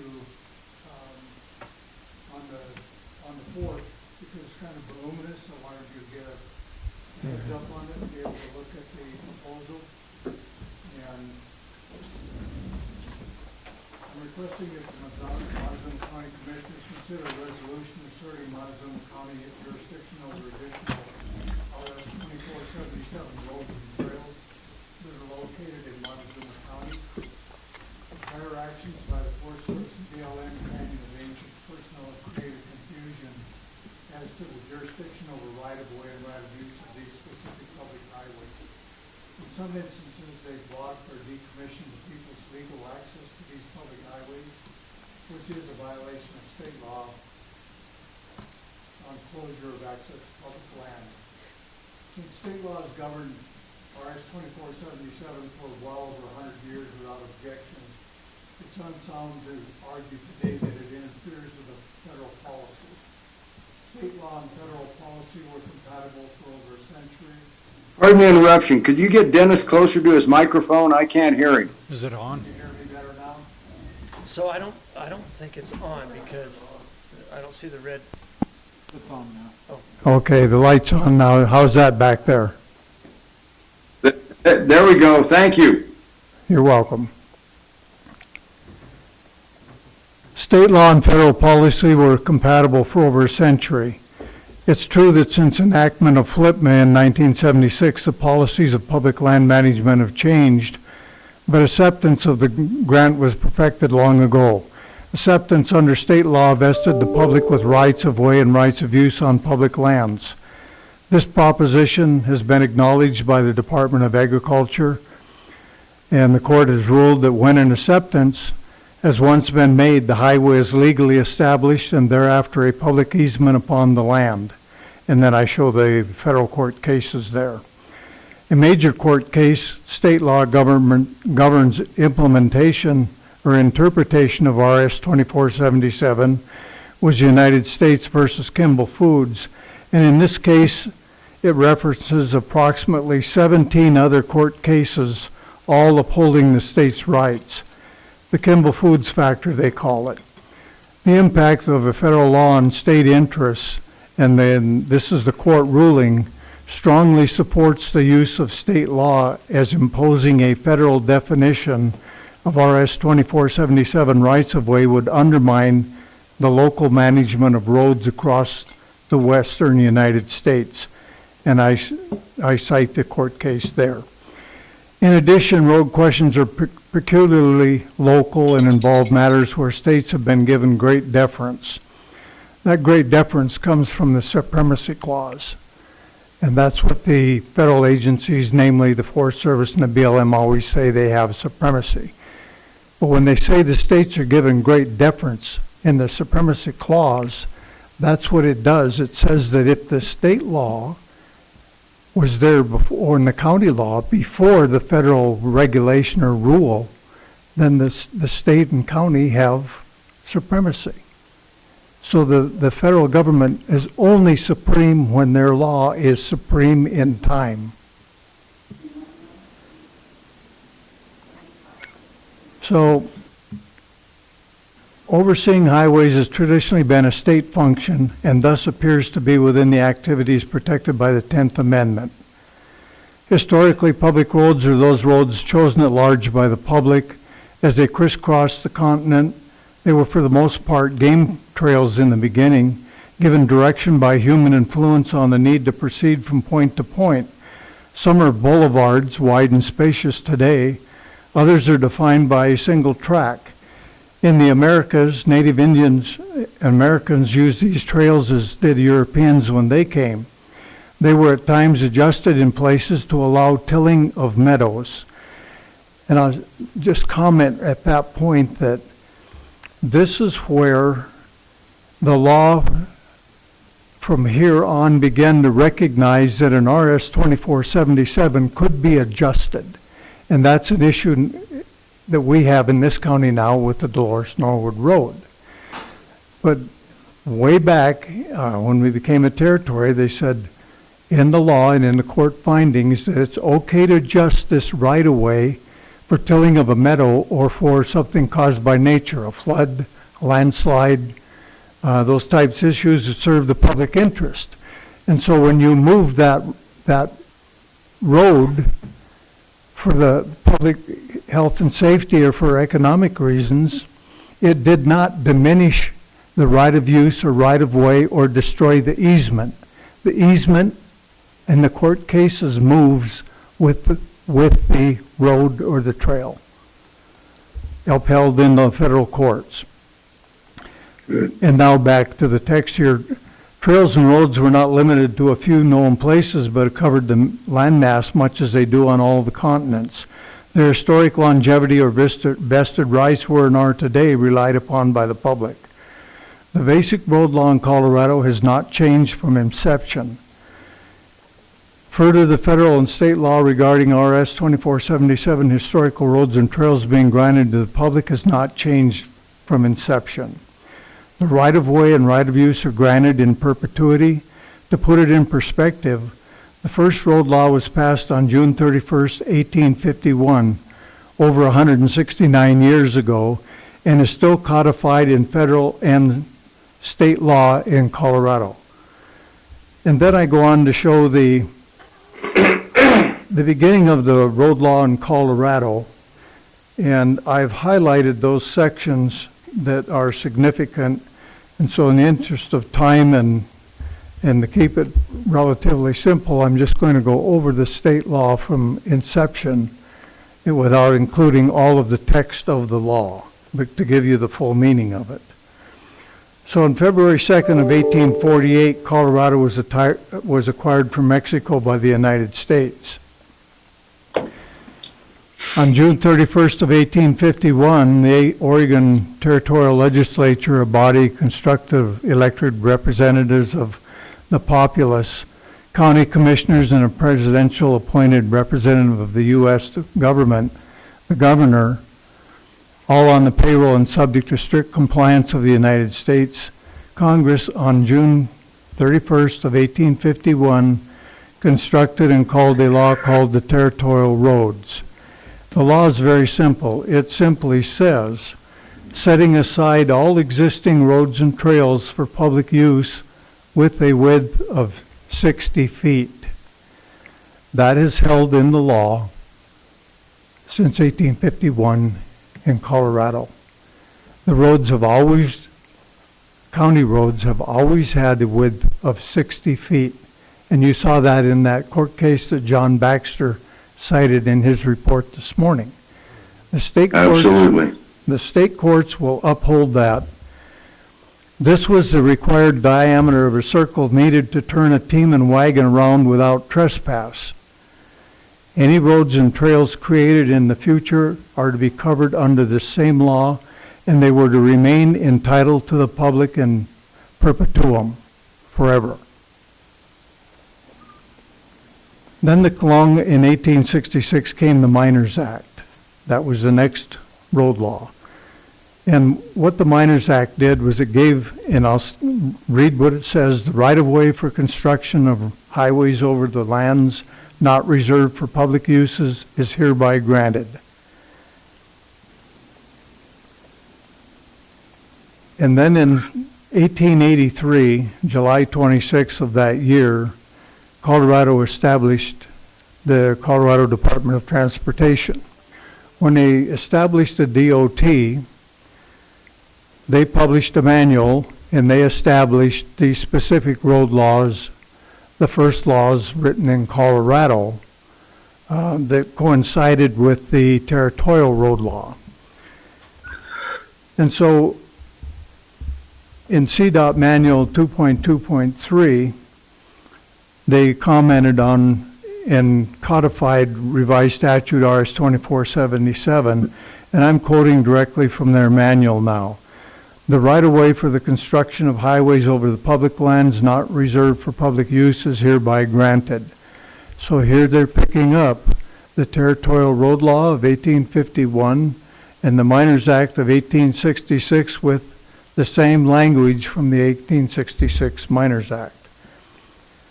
Then when they passed FLIPMA on October 21st of 1976, they repealed that section of the law, but they reinstated the act to protect those right-of-ways and right-of-uses for the American public because they are a grant. And so what they say in FLIPMA is nothing in the act shall have the effect of terminating any right-of-way or right-of-use heretofore issued, granted, or permitted. So they continue with that original law. And in section 2.2.4, the general statute of the state of Colorado, again from 1883, in section 1, it says, all roads and highways except private roads heretofore established in pursuance of any law of the state or the territory of Colorado, and roads dedicated to public use that have not been vacated or abandoned, and such other roads as are now recognized and maintained by the corporate authorities in any county in the state are hereby declared to be public highways. Dennis, with time, we got to go a little bit faster. Okay. All right. So I'm going to paraphrase it from here to say that all the way through the law, this is held in Colorado. Their ending statement in the law is that all roads over the public domain, whether agricultural or mineral, are public highways. The issue we have had on this, and I've worked on this 16 years now, and we've been before this commission many, many times in the prior commission. And we finally are finishing a lot of the work of determining what these roads are. Our issue has been with the Forest Service and the BLM not wanting to give up jurisdiction that they think belongs to them, but they know don't. And so I have brought their own Forest Service manual, and I sent you a copy of that, showing that they have recognized this since 1988, and they have written a policy written originally by the Department of Interior and adopted by the Forest Service or the Department of Agriculture, that they're both to follow the same policy in recognizing and honoring these grants to the American people. And so all of these rights are preserved. They are to recognize them and follow them. They have given them the written instruction in these 8 pages that I've sent you, saying, here's how you do it. And they recognize these laws that I just stated, and these right-of-way and right-of-use. And they say, they identify in here what a public highway is. It agrees with our state law. And their ending comment in here, they say, absent evidence to the contrary, a statement by appropriate public body, that would be you commissioners, that the highway was and still is considered a public highway, and their last 3 words, will be accepted. Wow. That acceptance should come from an assertion and a resolution by you that these roads that we have now finished in conjunction with the county GIS department and with James Dietrich in the Public Lands Department. And he has forwarded these maps to you, along with a table that lists each of these roads, which are on the Forest Service and the BLM primarily. Where one of these roads ran off of a current green sign road, we only reflect that on the map from the end of the green sign on into the public land. And so we're asking for a resolution on these to continue what we did in 2018 in that Resolution 8, that we now add these additional roads into the county road map and assert our jurisdiction over those roads. Do you have any comments, Doug or James, about the map or the work you've done?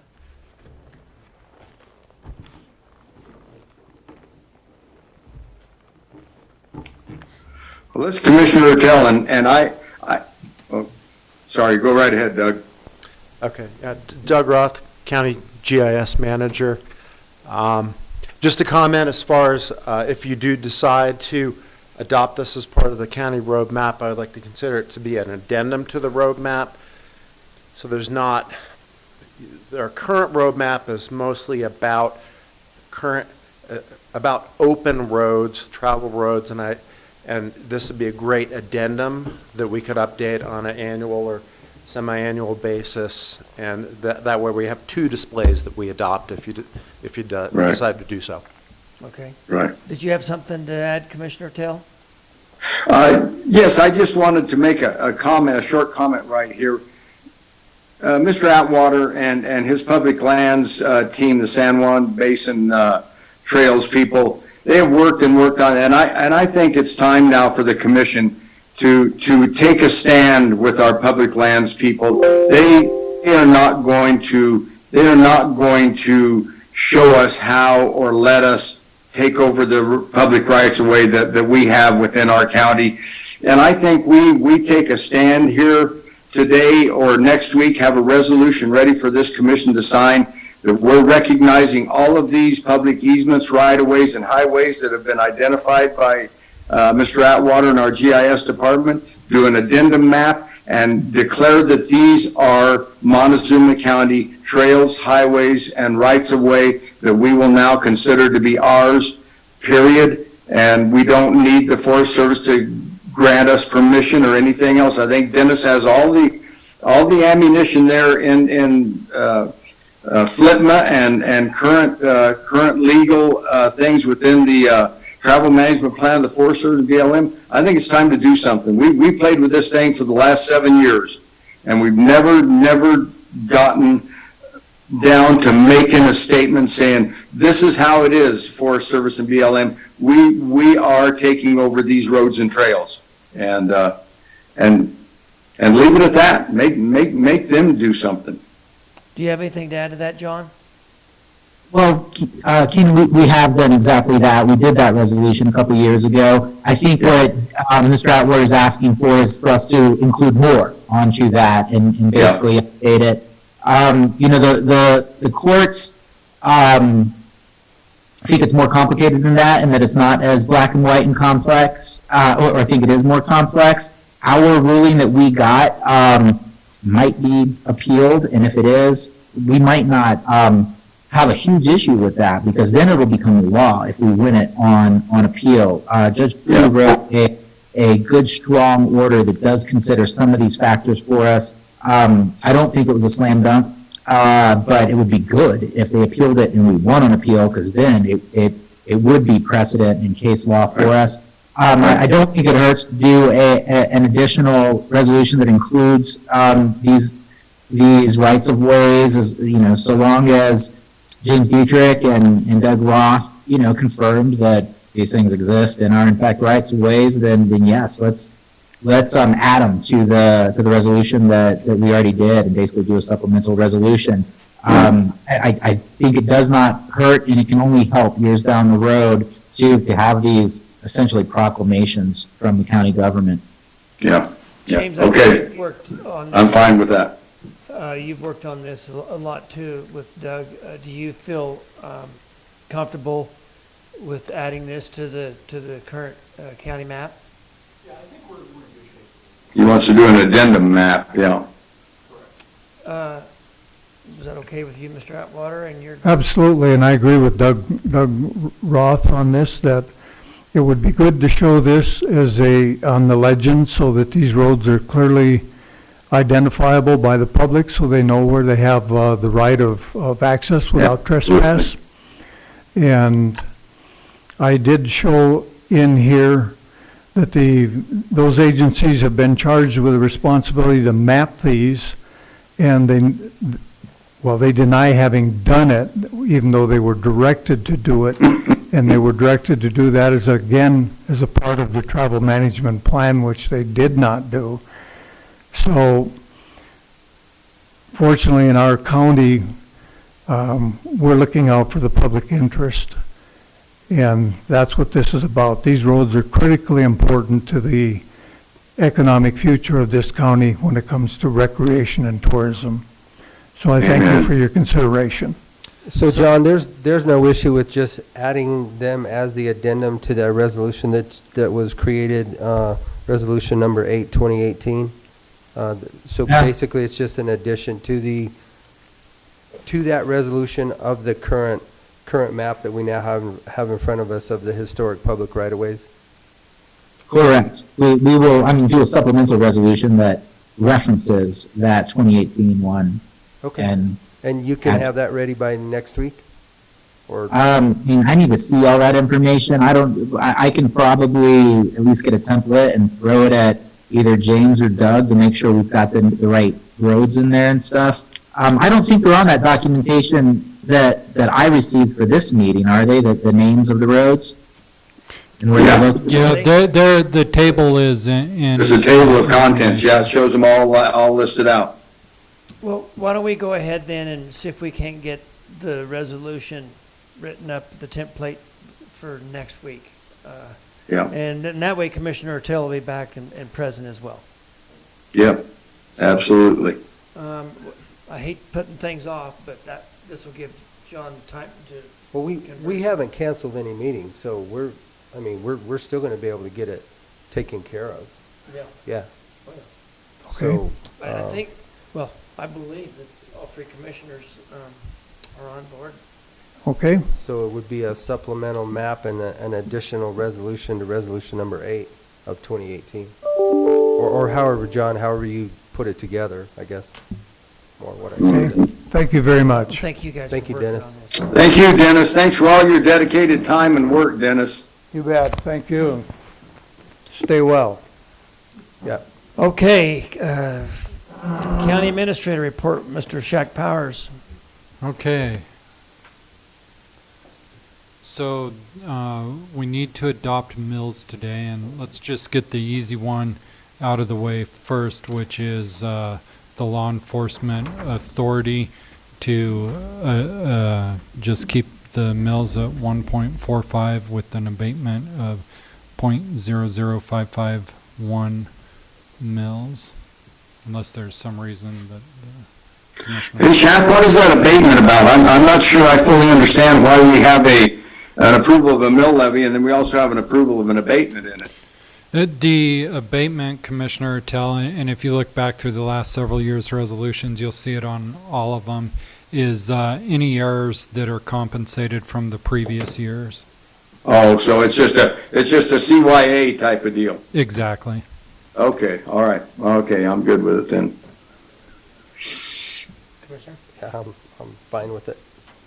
So, I would move that we accept resolution number 22-2020, a resolution levying general property taxes for the year 2020 to help defray the cost of the law enforcement of Montezuma County, Colorado for the 2021 budget. Second. Motion is second to approve resolution number 2020. Tongue twister. Resolution number 22-2020, a resolution levying general property taxes on the year 2020 to help defray the cost of the law enforcement of Montezuma County, Colorado for the 2021 budget. All those in favor? Aye. Aye. Aye. That's a lot of 20s. A lot of 20s. Okay, so then I've got two versions of the next resolution because the commissioners had discussed giving a $500,000 back to the road department that was taken from the road department in 2016 when the county was building the courthouse and the Gallagher adjusted. So at that time, the county decided to do that to make up for a shortfall in the general fund.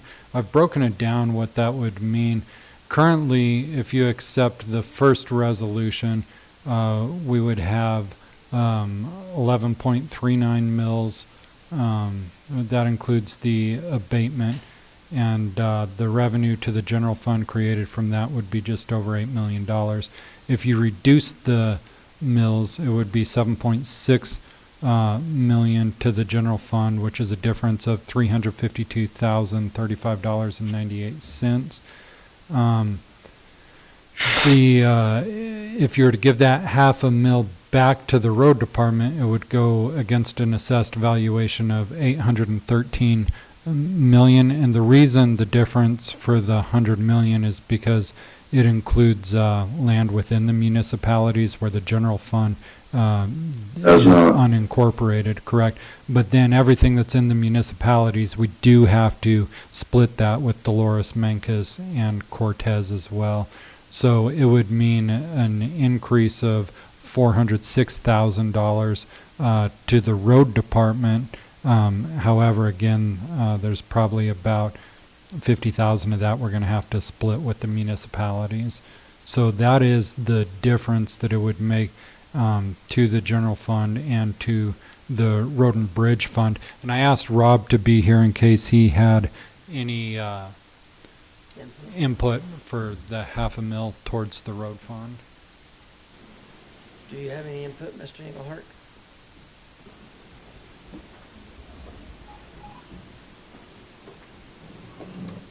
Oh, boy. Well, I'll make my part quick, but this is the year that we got to settle the dust on our budget, and $400,000 would be pretty handy because we're projecting $1 million deficit on our current budget. And of course, we know why. We did a lot of extra work that wasn't in the budget. We added some work, and a lot of that come out of general capital. But even at that, we have revenues that came in that covers, but that $400,000 would have went to roads this year. This is one of our better years that we could have paved 2 more miles of road, or we could have chip sealed 3 more miles of road, or whatever. We had the time. We just finally got to the end, you know. So it's money that'll be spent, and we will take our our general reserves down to our road department reserve, down to about 3.8 million this year, which was our target, was 3 million. So we're getting there by spending more on these roads and getting that reserve down where we feel comfortable with having what we need to, in case of a pandemic, you know. So we made it through that one. So it's up to you guys, of course, but it won't go to waste. I guess that's what I'm saying. So it won't set the savings account. Hey, Rob, Go ahead, Commissioner. Go ahead, Commissioner Tell. Rob, I have a question. In regard to that County Road G and the slippage of that down there on tribal lands, have you gotten a feeling how the Ute Mountain Ute tribe plans to help us treat that situation on their property? Well, I don't know about treat it, Keenan. It's they're going to meet with me down there tomorrow with Empire Electric and possibly CenturyLink to discuss what our options are going to be and how we can get around it. How the tribe will work with us on that, I'm not sure. Right now, we're just trying to communicate with them and working there legally. As far as participating with funds or work or construction equipment, I have not even crossed that bridge yet. I hope to, but there's no promises. Yeah. So. Okay. I'm going to kind of have to defer a little bit to you guys. You were the ones that made these adjustments, I guess, back in the day, and I realize that we set these every year, but you're going to be back down to about 3.8 or approximately, you think, Rob? That's where we're shooting. your That's where we're reserve looking fund? like we're going to be at. And the revenues were good this year too. We had good revenues with our DOLA grants and Forest Service and Dolores County, so that helped a lot, you know. But if those aren't there next year, which I don't see anybody stepping up and offering anything at the moment, then that money will really be handy to have, you know. So you kind of every year is a new year. You can't. No, you got to wait till next year's budget. Everybody gets a budget, and they don't come out till after the year. And then all of a sudden, people start calling, or maybe they don't call. You know, depends on their budgets. And this year, in 2020, was one of them wacky doodle years where things kind of fell in line, and we come out of it okay. But we could have come out of it on the negative end big time, and that 400,000 would be nice to have. So. And so Rob's going to be back in a couple of weeks looking for a budget amendment, not because the fund is out of money, because like you said, you guys wanted to spend it down to $3 million, and you're estimating being at about $3.8 million, so there's an extra $800,000 in there. But he has, as you know, spent more than was in the budget to spend by buying the crusher and everything like that. So we'll have to amend the budget to show this excess money came in, and then you guys had agreed to spend it on that. So I guess when he comes to amend the budget, it's not because he's out of money. Yeah, and this whole thing was a couple of years ago, was when the courthouse was being built, and that torque or whatever it is, they were moving money around, and it was a good way for the general fund to get healthy again. It worked, and we didn't have a problem because we had 6.7, almost 7 million in reserves. Yeah. And we've spent that down to, we're working towards that 3 million target to put the people's money to work. And personally, I'd like to have this back now. It's time, if you guys are healthy with general, then I'd like to get that back so we can put it back into the roads. That's what it was for in the first place, if we can do it, you know. So that's kind of where I'm at with it. I only have one reservation, and it's just, I don't know what 2021 is going to present to us. I don't know what 2025 is, except I'm not going to be here. And I Other really than- would like other to than I finish know this that- place I with a know good that road, you know. If we're still at 3.8, we're still actually pretty solvent. We're pretty good shape. so- 3 million is our bottom line in case of a catastrophic event. What is catastrophic if we haven't went through one in 2020? Road G might be a catastrophic event. We might spend $1.5 million it could be. on a crib wall. Yeah. I mean, so, we could spend $1 million there real easy. Yep. Or that or is more. catastrophic in my mind. That's Right. catastrophic. Yeah, you're right. So. Well, this is Commissioner Tell, and I think that our general fund budget needs to get weaned from this half a mil that we took from the road and bridge department. The longer we have it, the more used to it we become to use it and make it part of our annual budget, which it really should not be.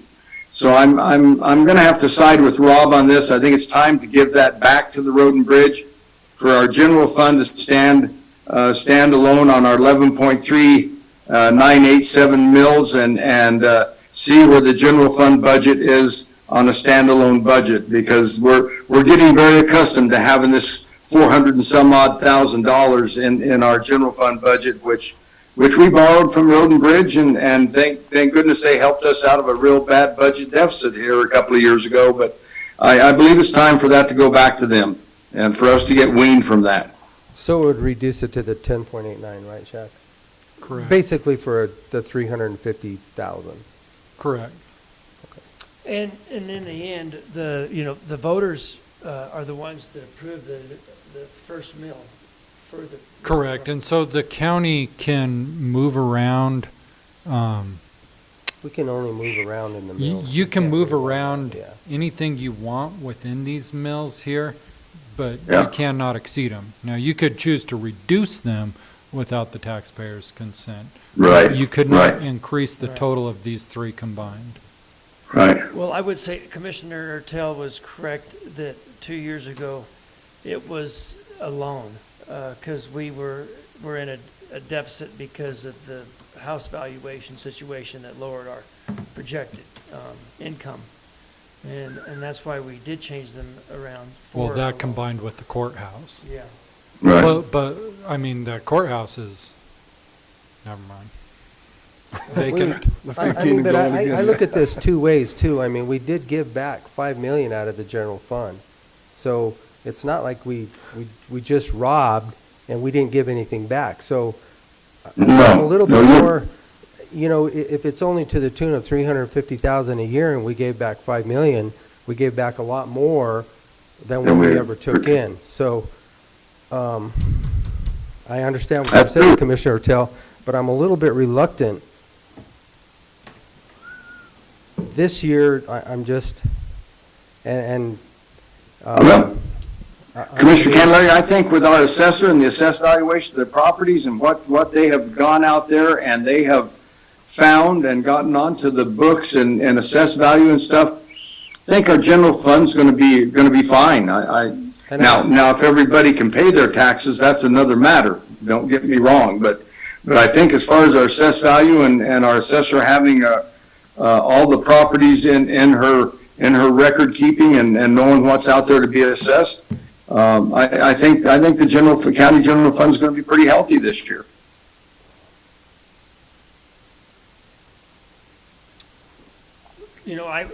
Because Commissioner Tell and I were there when the decision was made to change the mills around to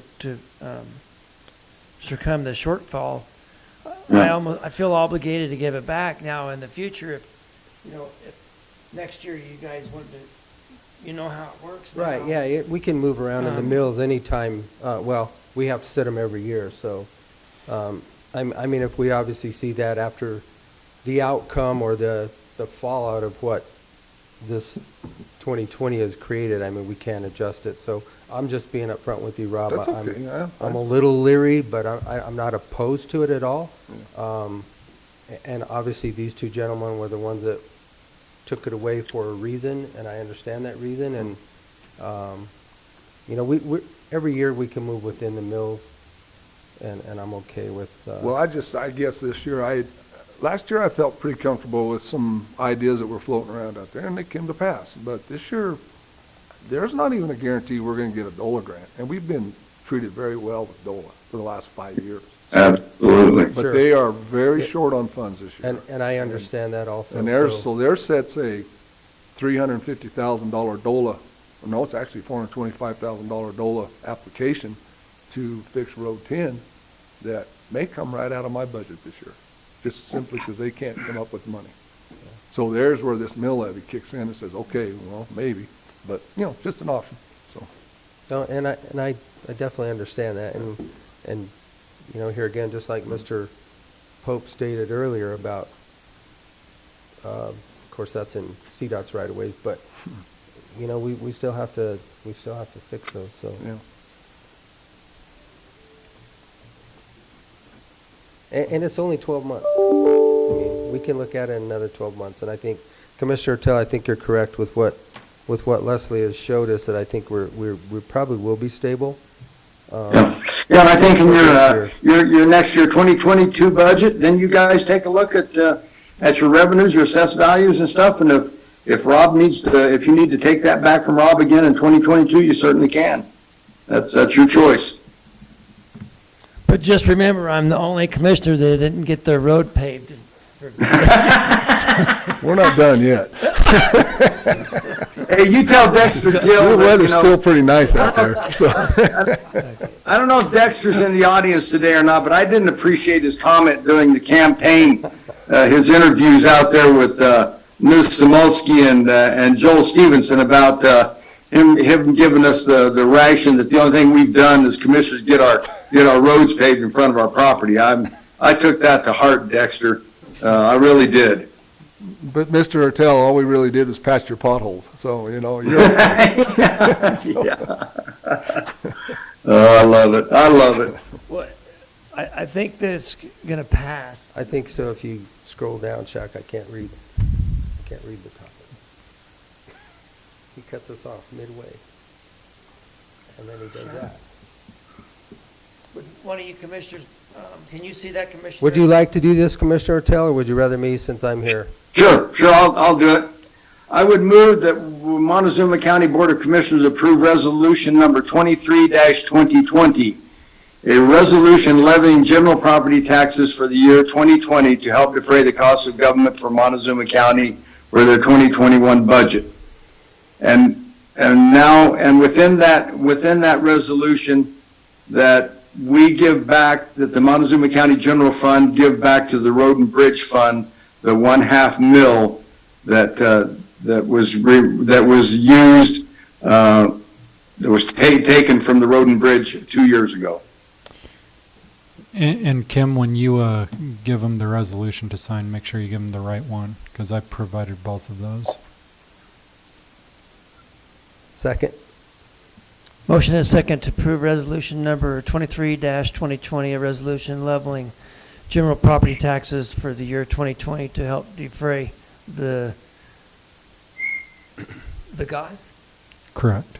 The cost of government for Montezuma County, Colorado for the 2021 budget with the amendment of the 1/2 mil that was graciously given to the county from the road department to be returned to the road department.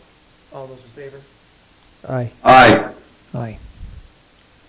They actually don't have to sign that. I just have to mark which commissioners voted yes and which ones voted no. Okay. Good enough. All right. So I think Rob was also going to update you on Road G, which he did, and we talked about the adjustment he'll be asking for. Do you have anything else? No, I think we're good. Of course, you guys got the letter with Alkali Bridge, which was excellent news. But yeah, that's great. That's great.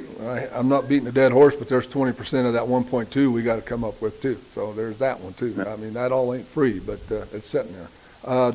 More on Road G is we are meeting with a group of people tomorrow to discuss their plans. Empire Electric, CenturyLink, what are they going to prevent a catastrophic failure of power down there? They may get it started as early as next week if they can, if we can figure them a route out. The wells are in, so we can monitor the water table as it approaches or goes up or goes down. It appears that the water is trapped on the south side of the road and pushing through. The wells on the north side of the road were relatively, not dry, but there was no live water in them. So there seems to be a level of clay there that's holding water back. Still waiting for some more information, but it could be the canal that goes around there that's depositing water into it and building up, and then releases and then builds up and releases, and maybe the fix is something simple that we can do real easy. We just don't know yet, but we will meet down there tomorrow to start this process. Hopefully by the end of the week I'll have more engineering data from Troutner that we can share with SEH and go from there on some design or repair. So that's where we're at.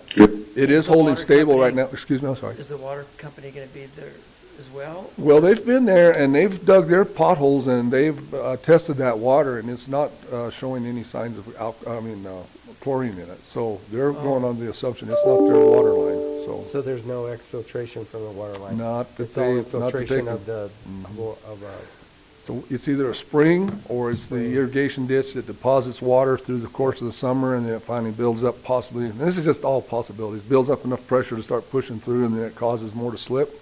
But right now things have stabled out. It hasn't moved in several weeks, and so that's kind of good. Yesterday, we cut a ramp into the bottom of it. We took an excavator down and pulled a ramp in so we can get the drill back in. And sometime late this week or early next week, we want to drill one more hole right down in the bottom and see just what's below us with that slide and see what's going on down there. So On the north side?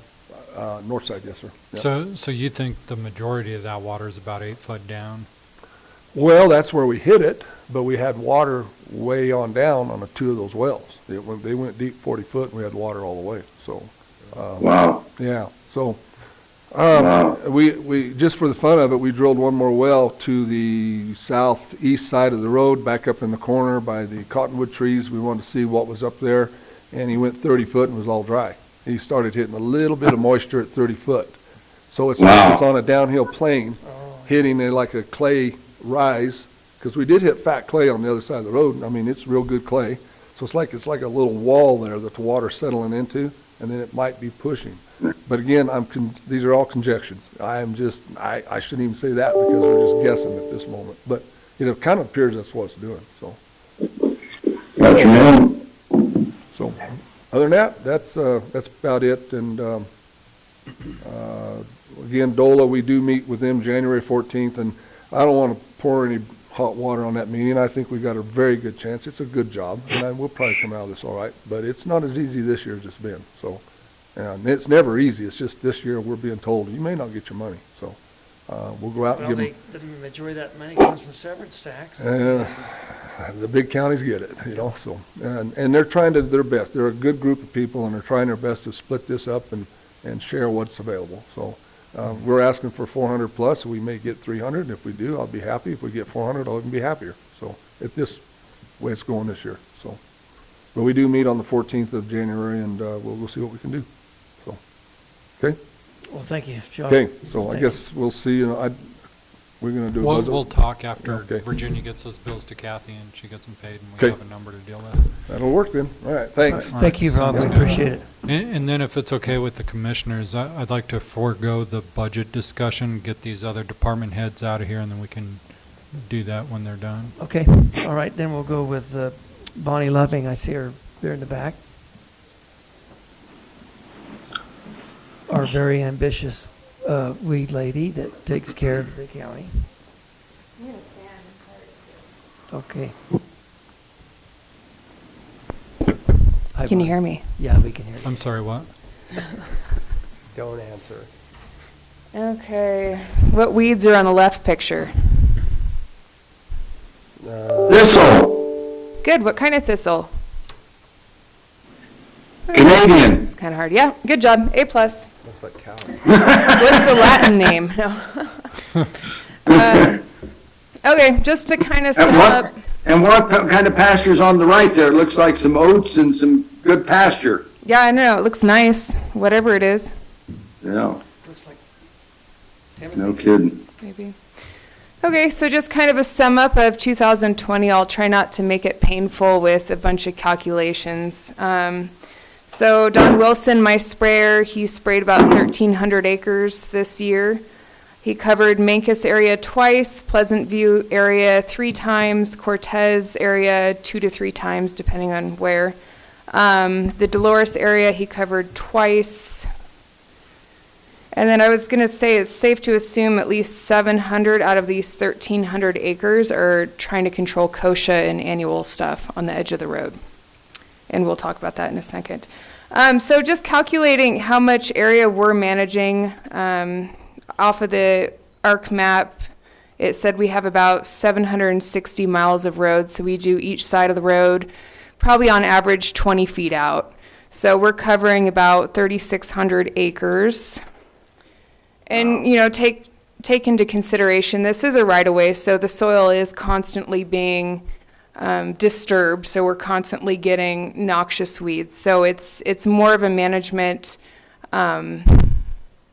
continuous management compared to like a field or something that's not being disturbed. So that's why we have so many acres that we're treating, is because we're constantly battling the soil disturbance and the seeds coming off of the vehicles landing on the side of the road. So talking about kochia, I'm sure all of you guys know what kochia is. It's not on the noxious weed list, but we did put it on our C list before I was here. It's a non-native annual species. The problem with it is it's resistant to probably 95% of the herbicides we have. So there's only one mix that really works on it, which is a 2,4-D Vista mix, which is also a trump card product that they sell that we use. So it's very problematic. And once it gets, over 5-6 inches, it's really hard to kill. And also because of the timing, because it's usually really hot, and so none of those plants are absorbing any herbicides. So we're just constantly spraying it, hoping for the best, and we're not getting much results. So one thing that we're trying to do is approach it in a pre-emergent aspect. We're trying to control those seeds even before they germinate, because that's the best time to actually control this. And luckily those seeds aren't viable for very long. It says only a couple years that it will survive in the soil. So if we can try to prevent these guys from even growing, for the next couple years, we'll get ahead of it and hopefully prevent these guys from taking over our roadsides like they have been.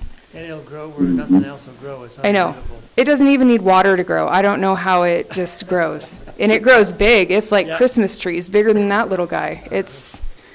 So that's something that we've been battling, and yeah. So next, these are just kind of the herbicide mixes that we've been using, just for your information. I try to mix 2 different modes of action. That way, if one herbicide doesn't kill the weed, maybe this other active ingredient will kill the weed. This will prevent resistance from the weeds, like kochia. So that's just some of the mixes. Next. So we have Agtera mapping systems that map where we spray. This year we've had some issues with it. We had to replace one of our spray loggers, so I didn't get a lot of mapping from where Don Wilson sprayed. But just for your information, we do map where we spray. That way if we get a complaint, especially from a no spray property, saying, hey, you sprayed here, we can go back on our maps and show them, no, we didn't. Good. So, That's smart, Bonnie. yeah, so the red indicates the areas that we've sprayed, the green indicates the areas that we have not sprayed, and it's super accurate. You can click on any red portion and it will tell you what time we were there. And the portions that we spray isn't very accurate on this mapping system because we're using 12 different nozzles, and that the Agtera can't sense which nozzles we're using. So that's the only bummer side, but at least it'll tell you where we did spray and where we didn't. Nice, nice. So this next map is just kind of another map of where Don was spraying, but his Agtera was acting up. But usually we have really good maps of where we're spraying and when we're spraying. And this will also let me see what areas are really bad. So what areas do I really need to focus on? Maybe put some reseeding efforts into these areas that we're constantly hammering. Okay, so bare ground and pre-emergent road spraying. So this is where we're trying to treat the vegetation on the roadsides. If you have vegetation growing right next to the road, it can prevent drainage issues, causing some kind of erosions off the road. The vegetation will also start growing into the road, which starts breaking up the road. So this is a request from the road department that we start doing this. We've been doing it for probably 3 years now, and we're finally getting a good herbicide cocktail that's doing a really good job.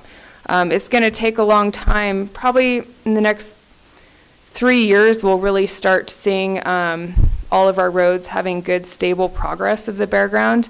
But with our drought situation, it makes it very challenging because we want that herbicide to soak into the soil and to stay there. But if we don't have moisture, it won't get in there. And a timing issue, covering all the 760 miles of road, both sides, is an issue, getting it in that precise timing where we're going to get moisture within 60 days of applying. So it's taking time, and then wind also slows us down big time. We can't spray when it's windy. Bonnie, do you have all the tools and equipment you need to do this project?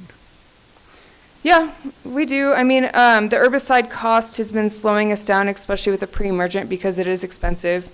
But I think right now we're doing okay. Do you guys have any questions about bare ground? Next slide. Actually, I have one quick question, and I know, I mean, to keep our borrow ditches clean and that makes sense, but for the stability of the road, is it hurting it as far as keeping that root systems or? Not keeping from that what we've stable? seen, and that was our first, discussion of, do we really want to do that? Is it going to 'Cause of promote erosion or yeah. it breaking down? And so Eddie Lewis, he's on our advisory board, and he started doing this experiment about 10 years ago in front of his property, and it's super steep. And he's been bare grounding it for the last 10 years, and he hasn't had any erosion problems or breakdowns of the road. Good. So far, it's looking like it's going to actually help protect our roads and lengthen the integrity of it. And also, bare grounding, putting pre-emergent within this strip is also going to help us control this kochia, because that's where all the seeds are landing. So if we can sterilize this, we should be able to control all those annuals that we're just constantly trying to get after. And also it improves the driver's visibility, because when you get all those annuals growing up really tall, it's hard for them to see. Right. And that's part of the mowing operation that they do on the, I mean, that's short, 6 feet out, but that helps there, so. Yeah. I was just curious on the erosion portion of it, when you get bare ground and that water's all coming off, there's, eventually you're gonna start to destroy the integrity of the sides of those roads. Yeah, But and if it's not, then, yeah. And from great. talking to Rob, I think it hurt it more when there was clumps of vegetation where the water was going around it, Yep. because that's where it was really drilling Cutting out channels. the erosion. Yeah. So now that there's no vegetation, it's It's more equal. uniformly going down into the bar ditch. So 2020 spring, I've treated about 223 acres for the bare ground. And this fall, I got about 430 acres. So most of Pleasant View is done. Actually, all Pleasant View is done. I've done it probably twice now. Cortez, I've covered once or twice. The Mancos area I haven't gotten to yet. So next year I'll hit that area. But the Pleasant View and Cortez should be looking pretty good by now, next year. So here's a picture of the bare ground, what we're doing. So it makes it look a lot nicer. And here's a map of what my truck did. That's not everything, because my Agtera did mess up a little bit, but that's kind of what my maps look like. Solid red is where I'm treating. What is the pink squiggle? I treated up there, but for some reason it didn't register. So I went bloop. Okay. Okay, other treatments. So I calculated about 700 acres of, gravel pits we're treating, fairgrounds, landfill. So that's kind of all of our county properties or leased properties that we're managing vegetation on. In 2020, we treated about 60 acres of those. As far as leafy spurge, that's on our local A list because we don't have a whole lot of it. So even before I started this position, Don Morris, he would go on those properties and treat it free of charge to those landowners, just in an effort to get it eradicated. So we're looking pretty good. This year we've only treated about 4 acres, and hopefully next year it'll be only 2 acres. So, I'm hoping to eradicate leafy spurge by 2025, and it's looking pretty good. Mediterranean sage, that's a state-listed A-list, designated for eradication. This year, we've treated about 10 rosettes, or we found 10 rosettes. We dug them out and we threw them in the trash can. I'm hoping for this species as well, we'll eradicate it by 2025. So grant applications, I've submitted an application for the Colorado Department of Agriculture to get funds for the Phreatophyte project, our Mancos River project, our cost share, and then the economic assessment that I was talking to you guys about earlier, just to cover the postage and that kind of thing.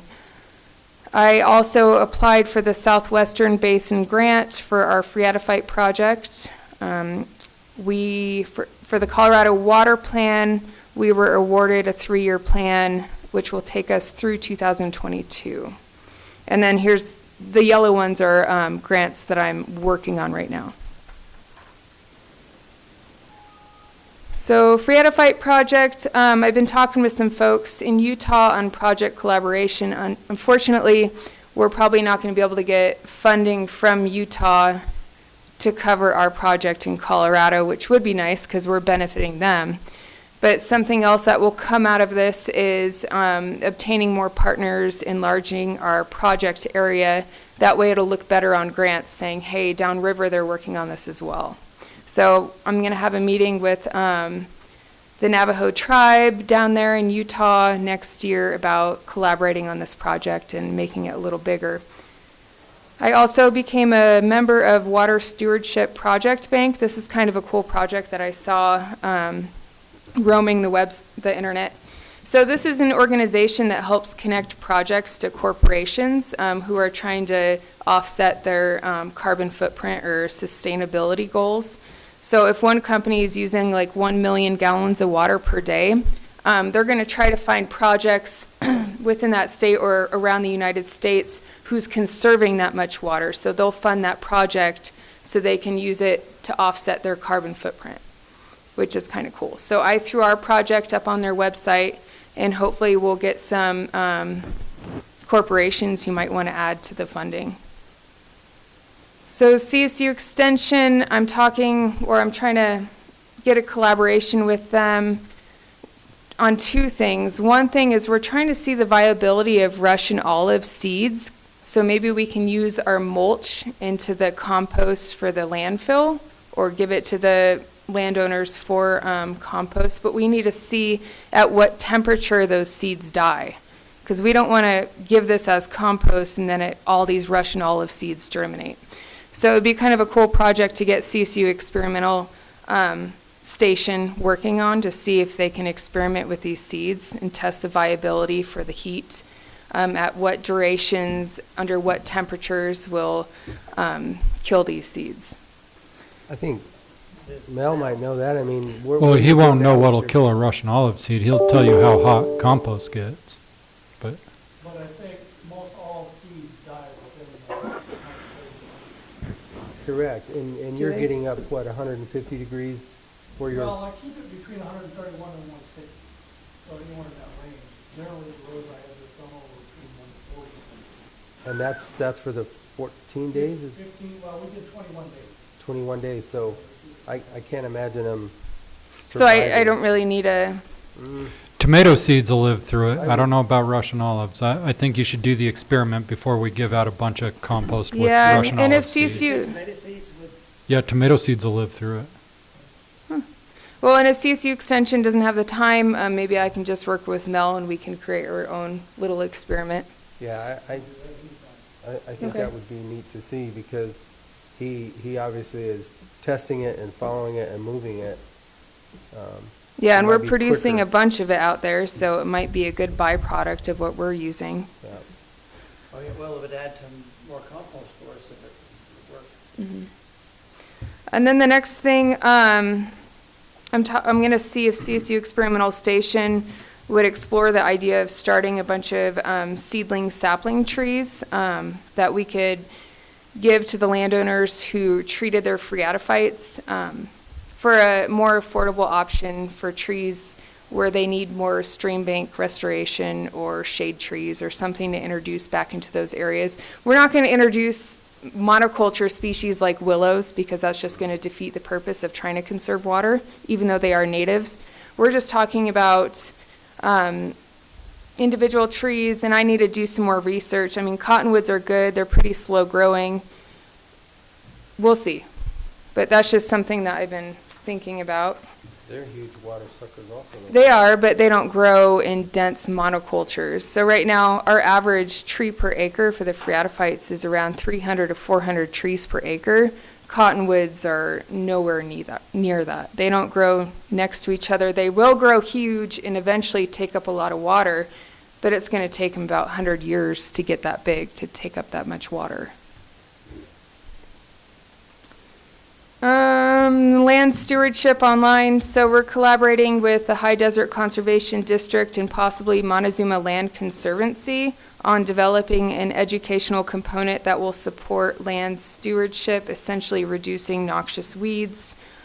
We did a couple short YouTube videos this year. Well, I did, of noxious weeds 101 management, but we're entertaining the idea of doing a bunch of short videos that are very specific to different management techniques that landowners can watch, or we can promote to teachers entering their curriculum to try to educate the youth, since we're all, on Zoom right now and nothing in person. So that's just something that we're kind of working on collaborating with. And then lastly, our yearly statistics. So on the top, this is the years 2000, the years 2016 through 20. So I compiled that data. I did a union and then I dissolved, meaning there's not polygons overlapping each other. So I'm not saying 2016, this property, I mapped 20 acres. 2017, I mapped 5 acres on that property. I'm not adding the 20 plus the 5. I'm dissolving these polygons to where it's just one uniform layer. Do you guys kind of understand? Well, so combining this data. So the musk thistle, since I've started, we've mapped about 11,000 acres throughout the county. And then in 2019, 2020, merging those years' data, we had about 5,500 acres. And then this year we had about 2,600 because we were in a drought. So this is just showing you, we are decreasing the acreages. It's not as confusing as COVID. It's not as confusing. I'm just trying to explain this. Doug would be able to explain it better than I, how you're merging this data. I'm just saying there's nothing overlapping. So we are reducing our acreages significantly. The ones in green is kind of more of the estimated acreage that we still have infested in the county. So even though I only mapped 2,100 acres in 2020, we're probably more likely at 6,000 acres, but that's still half of what we have had in the past. Does that kind of make sense? Yeah. Okay. And you guys can look at those slides if you would like. Any questions? I like your idea about planting the cottonwoods or some sort of tree back and the drainages. Yeah, because a lot of people want shade trees. That's the reason they don't want to get rid of the Russian olives, but there's better trees to use for that than letting those Russian olives take over your pasture. That's all I got. I think it's coffee time. I think you've got 2 lien requests. Oh, yes. I got those. So these are 2 properties that have not paid their enforcement bills, so I'm requesting to put a lien on their property.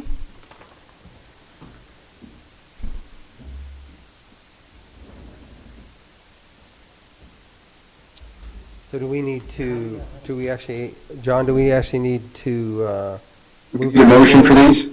Or I think that, or is that just something through the Colorado revised statute that we can just go ahead and do?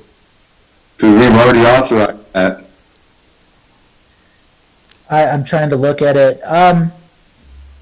This is the form that we've had to fill out in the past, and I think you Yeah. guys did have to do a motion, if I recall It correctly. won't hurt to do a motion for it. Yeah, Okay. let's go ahead and adopt it.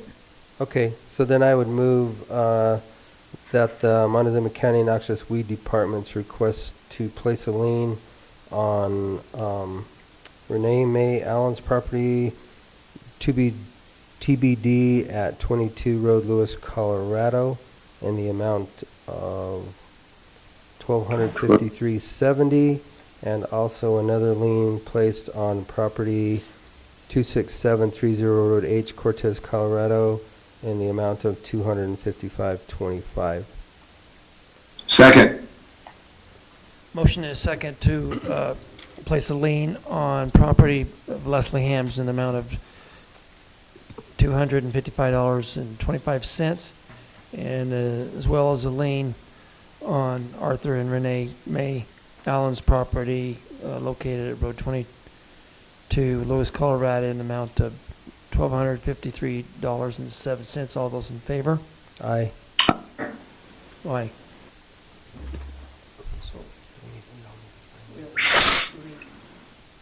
Do we need to sign them? Pass them off to Karen. Yeah, she does have a place there for you guys to sign it. We'll use your stamp, Ken. Yeah, thank you, Larry Don. You just stamp all kinds of stuff with that.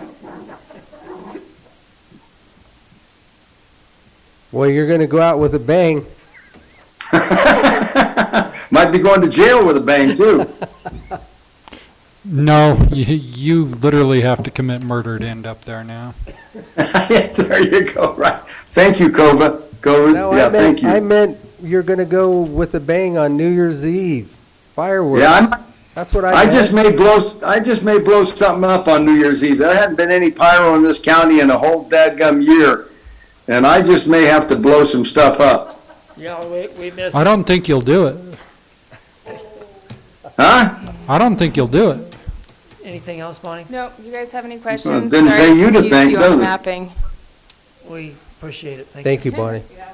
If Thanks, you shut Bonnie. that off so we don't get feedback. Thank you. Let's, we're gonna go then with Mel Jarman landfill report. And some of the problems he's causing down there with CDP 8.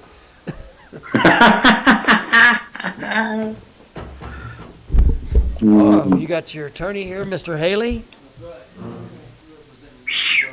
I don't think, yeah, maybe it is. Yeah, that's a magic light, That's the magic light. off and on. So let's look at the budget first. No, let's get me out of here. It'll only take just a minute. We did exceed the cost of the cell by about 26,000 from what I budgeted. But I didn't know about the 130,000 extra liners in cost on that, so that is what it is on that. We do have a issue with the Carver field. We've kind of told a little bit about it today. Okay, we're gonna get with John Baxter. There's some confusion on which piece of property that's actually being put the covenants on. And the state attorney general's office got involved, and they're trying to put covenants on a piece of property that we don't want covenants on. So I'm gonna get with John this afternoon, and we'll get that worked out. What is the other piece that they're concerned about? Well, the piece,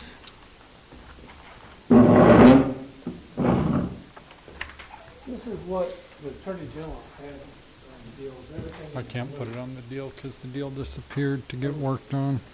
Does the city, the sanitation? So they want to include the sanitation part. Oh, that's the part to the south. The 48 So- to the south. Yeah. On the west end of that property, there was a one-time septic pits, but we've cleaned those up. They're gone. And the worst thing you'd have is really fertile soil there, so I don't know why you'd need a covenant against that. No, and it also extends, all the way down toward the sheriff's. Mm-hmm. So the actual piece that we need the covenants on is right here, just 48. Not all of this. Yep, that lower 40. The road splits it, right? Yeah. Well, the road's way up here. Yeah. So this piece right here, this 40 acres is all we need covenants on, not all of this. And what did CDPHE, what'd they say when you told them you got the wrong property? Well, that's what we're working out with John. Yeah, we haven't told them yet. They emailed John and said, oh, in addition to the notice that we sent out previously, you need to add this property, which is the Carver landfill. Well, that's all we were supposed to be noticing In the first place. in the first place. Correct, because the rest of it's not even named the Carver landfill, right? No, it's not. The rest of it's Correct. our operating landfill. Yeah. Well, that is a part of the sheriff's range, and the 40 acres in there doesn't even belong to The us. It's sanitation Cortez Sanitation District. But they're also wanting to chase down the sanitation district's property with the same restrictions. But, hey, John, I guess my question is this gonna affect our public notice that we have running for a month? It could if we determine that she's right, that we need restrictions on a different piece of property. But otherwise, no, I don't think it will. And we don't need to concern ourselves with the sanitation district's portion of it. Right. But I was confused. I haven't responded to her email on Friday because I couldn't really tell exactly what she was talking about. So yeah, I'll talk to Mel about it, and we'll maybe get on the phone with her as well to see if we can Okay. figure it out. The GIS, I just checked with Doug this morning, and the information and property that they uploaded to the state site as part of this notification process is the actual Carver landfill. So in the letter that we certified out to the BLM, which was erroneous because they're not neighboring property owners now, it did reference the Carver landfill by word, and I don't know that it had an address or any other description other than what GIS sent the state.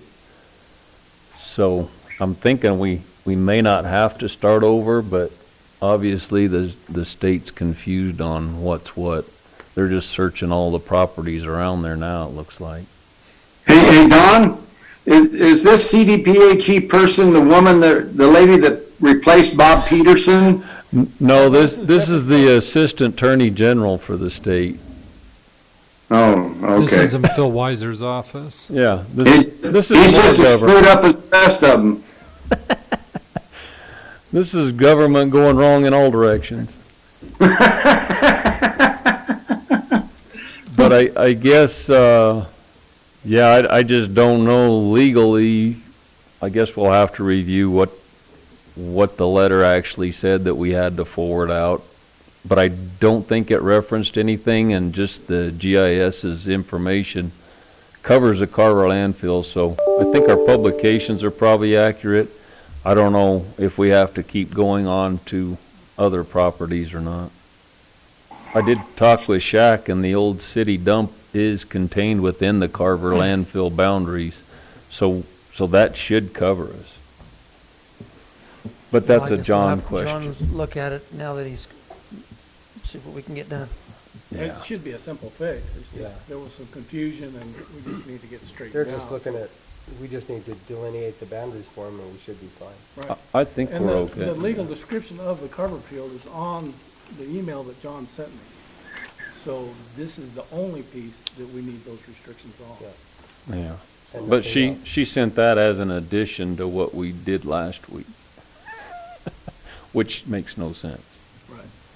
But All right, well, hopefully you can get it straightened out. I think yeah, I don't think it'll be a big deal, just paperwork. that's what you said on cell 4, closing it out. Cell 4, back to. Thanks, back guys. to y'all's favorite phrase, CDPHE. So, cell 4 is completed, has been completed for quite a while. Weaver Consulting has sent the CQ to CDPHE for approval. And the new lady that has taken over for Bob Peterson sent back a page and a half of comments before they will approve it. What? Weaver is consulting, Weaver's consulting firm is going through this and getting it straightened out. And hopefully they'll have it done pretty quick. But some of the stuff that she's asked for, like provide daily reports for a photo log of cell 4 construction activities. That was never even part of the plan. So I don't know what they're going to do with this. Weaver's working with them. Well, how do you provide something you don't, that you don't? It wasn't, yeah, it wasn't. You don't have a It's- daily report, you may have a Tell them to go monthly out, there's report. a new cell there, go look. I understand. That should be easily mitigated. There's a couple things in here that Weaver's getting with Four Corner Survey and Randy Bouet, our surveyor, to clarify for a couple of the questions, but most of it, I don't know. I don't know how much longer it's going to take before we can start putting trash in there, but hopefully pretty soon. He's supposed to have it all into him this week, according to our consultant firm. We do have a major repair coming up on our dozer that's going to have to go over to Wagner. It's about $20,000 repair. What is it, undercarriage or what? Well, it's the track adjustment cylinder is leaking. Oh, it's leaking? So they got to take it over there and pull all the track, and they're going to just do both sides while they got the machine there to do it. And I think about 7 years ago, you guys had the undercarriage rebuilt. We rebuilt the undercarriage in 14, so yeah, almost 7 years. Okay, because I remember it just done right before I went to work there. Correct. One more thing on the compost. So based on our sales and what we made 410 cubic yards that we sold at the end of 2019 and spring of 2020 of a gross profit of $11,083. The analyticals cost us almost $7,000 for that.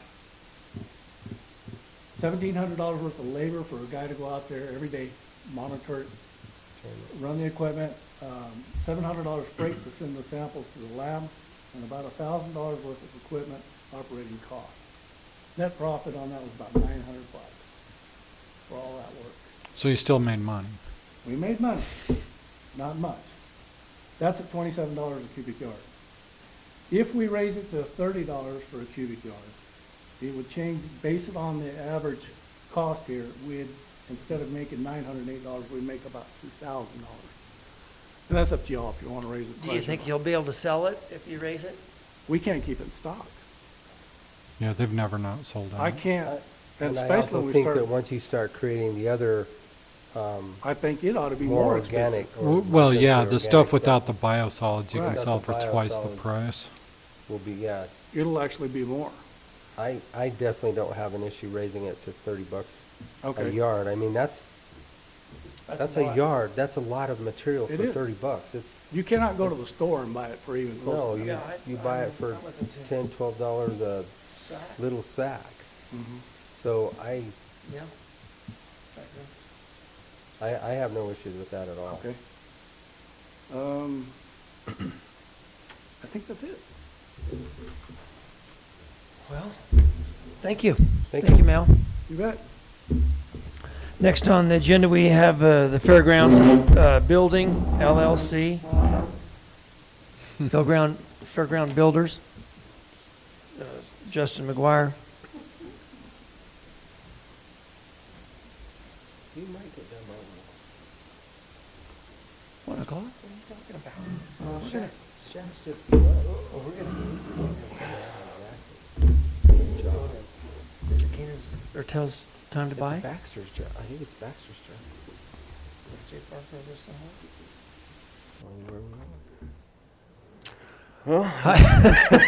How you doing, Justin? Okay, I guess. I didn't do a year-end thing yet. I wasn't planning on coming in today, so I'll kind of give you guys that stuff next time I come in. But as far as the remodel goes, Shaq's got some pictures up kind of showing where we're at. That's the where the water fountains are going to go right there. And of course, we got all the saw cut and done quite a while back, which you can kind of see it patched up there. That's the bathrooms right now. They are all stubbed out. It's supposed to be getting inspected today. So as long as he gets it inspected today, we can go in there and start drywalling, throw some insulation in the walls, and we can really start moving now. I think I got a couple pictures of those. Did you get the Bathrooms exhaust fans in the ceiling? He's working on those too. Okay, cool. Yep, 'cause we I actually got the don't see 'em. electrical in the walls because we're going touchless on our faucet, so Right. that's all in. So we're waiting on that inspection today. As long as it comes back good, we're ready to start butting up. And is this a kitchen? This is the kitchen. That's kind of that dining room area part. We did put 2 new split units in to replace those old heaters. Got new windows put in. They're just Are those propane or what are they? Those are electric, so they do both heating and cooling. They're the I can't remember what they call them. Heat pump. Yep, They're- heat pump. Yep. Yeah, and they basically just, there were 2 old hanging. Actually, I had 3. Yeah. Or, yeah, actually there was. Yep. That blow, yeah, those. The They were swamp just kind cleaners. of, they're Those way old. Old like 3-phase heaters is what was way in there. old, so. Yep, ceiling hung heaters, and they didn't do cooling, of course. So, but we got these 2 new split units, and they seem to be working fantastic. I mean, they're keeping the room nice and warm, and then they'll do cooling in the summer. So, I think the next picture, this is kind of over where we're going to have the counters and the sinks. That's all the stainless that's on the wall. Of course, it's blue right now because we haven't took the protective off. He's going to come in and do the floors. I'm hoping tomorrow he starts on the floors. So we're going to get those epoxied now and a quartz broadcast put into them for non-slip resistance. What color did you guys choose? For the floors, it's a speckled color, and I didn't put it in here. But it's got kind of some gray, little black, little white, kind of to match our walls and counters and stuff. I mean, I think it'd go good. I told them to go with white. It made perfect sense for the indoor arena.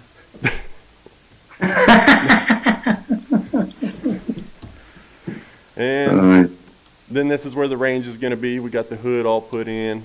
That was one of our biggest pains in the butt to deal with, was getting that thing put up, but Ansel units put on it. So we're pretty much buttoned up there. But a lot of the work now is up to us, you know. We got the kind of contractors are about done, except for the floor guy. He's supposed to get in there, get the floors done, and we're gonna be doing drywall and hopefully get some appliances in there. So I don't think we got too long left. So, as long as we can Good. bust that out. Good going, Justin. I'm glad that you and Mike have been able to pull this project off just within in-house pretty much. So you guys done a great job with this. Thank you. And you still like each other. I am getting tired of seeing him. Well, the verdict's out on that. He could probably concur. All right. And I don't want to go over the quotes in public, but I did send them to you so that you would know what they are when I put them in the budget. Oh, okay.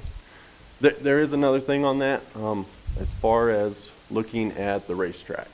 I know we were looking at trying to maybe put 350,000, or something to do something with the electrical over there. A better option, I got to talking with Jerry a little bit on this, and he's kind of helped me go over this. We could probably spend in the neighborhood of 30,000, get everything, replace the LEDs out there, and fix some of that wires that are on the poles that are exposed, things like that. Then we can get that power dropped way down out there, and in maybe our future years we can, kind of expand rather than trying to upgrade our power now and dealing with what we got. So there's an option. That makes sense, Justin. I think you listen to Jerry. I think that's a smart move. So if you guys are willing to do something like that, maybe just as, for the first year of doing some upgrading up there. Maybe Sure. Do you and does he think that the LED lights will be brighter than the? They will. They'll be a little brighter. And they'll be 300 watt, instead of. It'd be $250,000 cheaper. Yeah, What do you yeah. think, commissioners? Are you okay with that, Commissioner? I think is all we were waiting on, which is what we said the last time, was to bring that proposal forward, which we don't have. Yeah. But I think we were all on board with what do we need to do. We're just kind of waiting on that, So that the problem proposal, with because that- the first proposal that Eugene put out was I think the 300,000 or 350, and I'm like. But it didn't include the demand charge of what we'd have to do to get there either. Correct, and that was the biggest hiccup that I had. Which we still don't have from was them I'm not either. gonna pay that demand charge, and I'm not gonna move forward with anything until I see that, because that doesn't make any sense. We already pay a ridiculous demand charge for the fairground itself. And Yeah, to move yeah. farther down that road is not the road that I wanna go down at all. So, until I see that, I'm not comfortable putting. Do you see what I'm saying? I mean, but because there's such a if big. the LEDs are going to lower. Correct. our If power. we can do this in a different fashion where we don't have to do that, then yeah, bring that proposal forward. Yeah, that makes sense. But to use that. And that's what we've That been demand trying to, charges.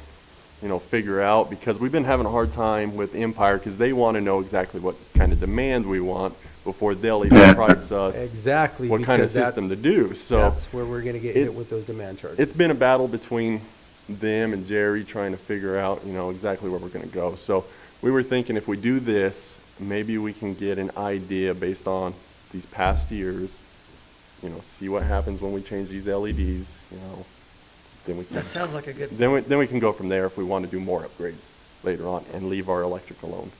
But I thought they needed to do the entire underground system. Well, it probably does need to be done at some point in time. I don't know how bad it is underground. A lot of that was because we were thinking of putting in new panels and everything. We were going to put up new panels, run new wires, the new lights and everything. Yeah. So Which I think is something that we can put in our budget discussion later. I mean, we can obviously put that money there and then wait for the plan to see which is the best way to go. But I'll tell you, the demand charges for me are going to be a big deal, because we're already. I think, Keenan, what is it we're paying out there, almost $2,000 a month? Yeah, or more, or possibly more, Jim, yeah. And the only way I'm going to be comfortable in doing that is if we can tie this tie this electricity of the upgrades down at the racetrack to that already demand charge meter that we're already paying a demand charge on that we can't Correct, avoid. We So only if we- we only exceed one time out of the year. One day, That's in yeah. March, and we get charged the entire year. Every month. They're raping us. Every month. That's called legitimized rape. That is the bigger issue to me. Until we can get past that hurdle, everything else is secondary. Yep, I get you. Because it's. Amen. Sounds like that the LED lights is gonna be our solution. I think so. I think if we Well- can, and I'll have Jerry kind of write me something up a little closer so I can show you guys, just exactly where we're, but that's kind of the ballpark he kind of gave me yesterday, just to kind of throw at you. And that's something that we can just. He's offering me, you want a massage on Monday? And hopefully we'll have that much money left over from our remodel that we can just roll. Yeah. Because that's already, we already have that set. All right. What else do you have? And then I guess if you had any questions about any of those other quotes that we were, stuff we were wanting to do. I actually do, and we were kind of discussing that just a little bit, this morning, is that chairlift, is that really our best option, or have you explored just an elevator? And because when you capture somebody in a lift, there's an insecurity there of actually traveling up that, I don't know what it is, I'm gonna call it 20 foot, but it may not be that much, maybe 15. I think that's about the But general. instead of just a single elevator, I mean, I'd like to see that cost. So you're thinking maybe put in an elevator unit? Yeah, Go inside. and there's a lot of room there, depending on how it's laid out, but So I'm not sure. if we do an elevator, I know that's gonna up our price quite a bit. Well, it could, but I think it's gonna be used, it's really gonna make it more accessible than I think than a chairlift. Okay. But I can there again, explore that with them, yep. It's just a thought, and, Yeah, let's commissioners, let's I get would. some prices. I think we need to explore the options before we just put in that chairlift. And No. again, we're not talking about cost because they're not, we haven't went anywhere with it.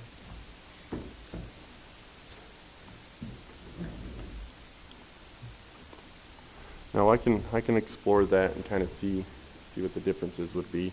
We were looking at just basically kind of replacing what we had, just switching it out to, basically the same thing as where we were at. I don't know if it's feasible to even put a lift in because of where the placements are. That might be the other issue. I don't know if they can poke a hole out the wall, and then put the lift up right there where the start of the stairs is, and then still have stair access. I don't know if that would be feasible, but. Yeah, because you actually gain two means of egress if you put in an elevator. Mhm. You have a stairwell, not that you would use it in an emergency, but. Yeah. Okay. Just explore it. All right. We'll explore that. Justin, is the riding, is there still stuff going on like with the riding when? So we got practices 5 days a week right now, pretty much. Got roping practices, 4-H comes in, does practices, high school does practices. Those are going Monday through Friday. We got, several horse riders that got annual cards that come in and ride. Next weekend, or actually this weekend, we're going to have a barrel race on Saturday. The irrigation company is going to hold their stockholders meeting the weekend after that out there. So, we still got things ticking on out there. Is that next? That's in December or 19th. January? They moved it up, the Mhm. MBI, yeah, they moved it up because they're worried that the COVID would be worse in January. That, and then they wanted a big area. Sure. That way they could Yeah, split because they everybody up. usually get, probably 100 people in that room. Yeah. Yeah, 150 people, I think, is kind of what they're expecting. So, they can distance them out pretty good out there in the arena. So. That's what you're doing, just gonna spread them out? Yep. I think they'll just use the arena and then, the bleachers and any additional chairs if they need it. So I think that's kind of their idea on that. Good. They're set to do that on the 19th, the barrel race, and then we don't really got any events until middle of January. We got the 4 states coming back in for that. They're a little deal, but All right. other than that. Well, thank you, Justin. Yep. Thank you, guys. James Deach? Thank you, Justin.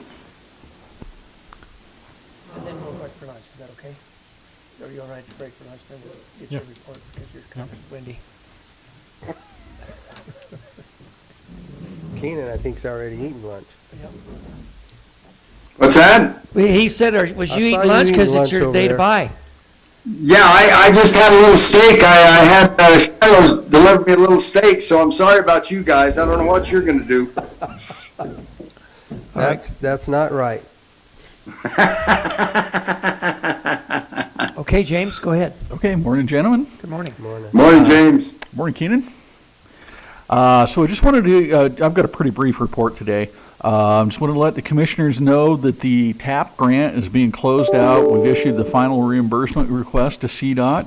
We'll get the final paperwork submitted by the 31st. We did discover a slight discrepancy in some of their paperwork, which was about $6,000 in our favor. So nice. Nice when you discover a mistake, and especially when it's not your own. Yeah, good discrepancy. So we've also been given notice by CDOT to move forward with the MMOF funds, so that we'll be able to contract with OTAC and get that moving right away. I'll bring that agreement forward next week, and we've got the proposal and everything already lined out and the agreement drawn up. We just need to have it signed. And I also attended last week a meeting with SHPO and the BLM. Al Heaton was also here, and I can't remember. I've been trying all morning to remember the gentleman's name from Monticello, who is the rangeland specialist, but he was also present. Was that Wednesday? That's correct. Yeah, yeah. So it sounds like we're looking for probably about a year-long process of moving us through SHPO. Through that section 106. So yeah, not surprising. Oh yeah, here we go. Only surprise is it's only a year, buddy. The next big delay. So I would say that things are not looking real good with that right now, but we'll continue to try to press SHPO on this and see if we can't get a better outcome. Right now I think we're all pretty displeased with it. But nothing more that we can do really for the moment except go through the process and try to keep fighting for it. You know what we're going to do with SHPO? We're going to take this road map and these trails and highways, and we're going to really upset them when we adopt that as all those are Montezuma County roads and right-of-ways out there. I hope it really upsets them. Well, yeah, probably something that they'd be interested in trying to preserve 50-year-old roads and stuff like that. So yeah, I just hope there's nothing they can do about it either. I agree. Okay, then as far as the M&M, I did get a hold of CDPHE. It sounds like what they're planning to do is get a new work plan in place. And then they're moving into a monitoring phase, and so they'll be monitoring the well water for the wells that they've already got down there for groundwater for continued contamination. So at this point, it looks like everything is set and moving forward on that. So monitoring phase only. Good. Okay. That should allow Loves to go ahead and proceed with anything down there that they want to start. Getting permitted for and construction ideas and stuff. That shouldn't hold them up, should it, James? No, it shouldn't affect Loves at all. Good. Any questions, commissioners? Any additional questions for Mr. Dietrich? No, I have none. Okay. Thank you, James. Okay. Thank you, gentlemen. Thank you. Commissioner Tail, we were going to break for lunch and then come back for Shaq's budget discussion. Would that be okay with you? I'm fine with whatever you guys want to do. I'm just not buying your lunch today. Okay. All right. Well, we're going to break for lunch, and then we'll come back in an hour and resume Shaq's presentation. You said an hour? 15? 1:30? 1:30. At 1:30. 1:30. Is that okay, Mr. Baxter? Yep, that works. Okay. Okay. We'll see you guys. Thank you, guys. Thanks. 1:30. All right. Let me get us off YouTube.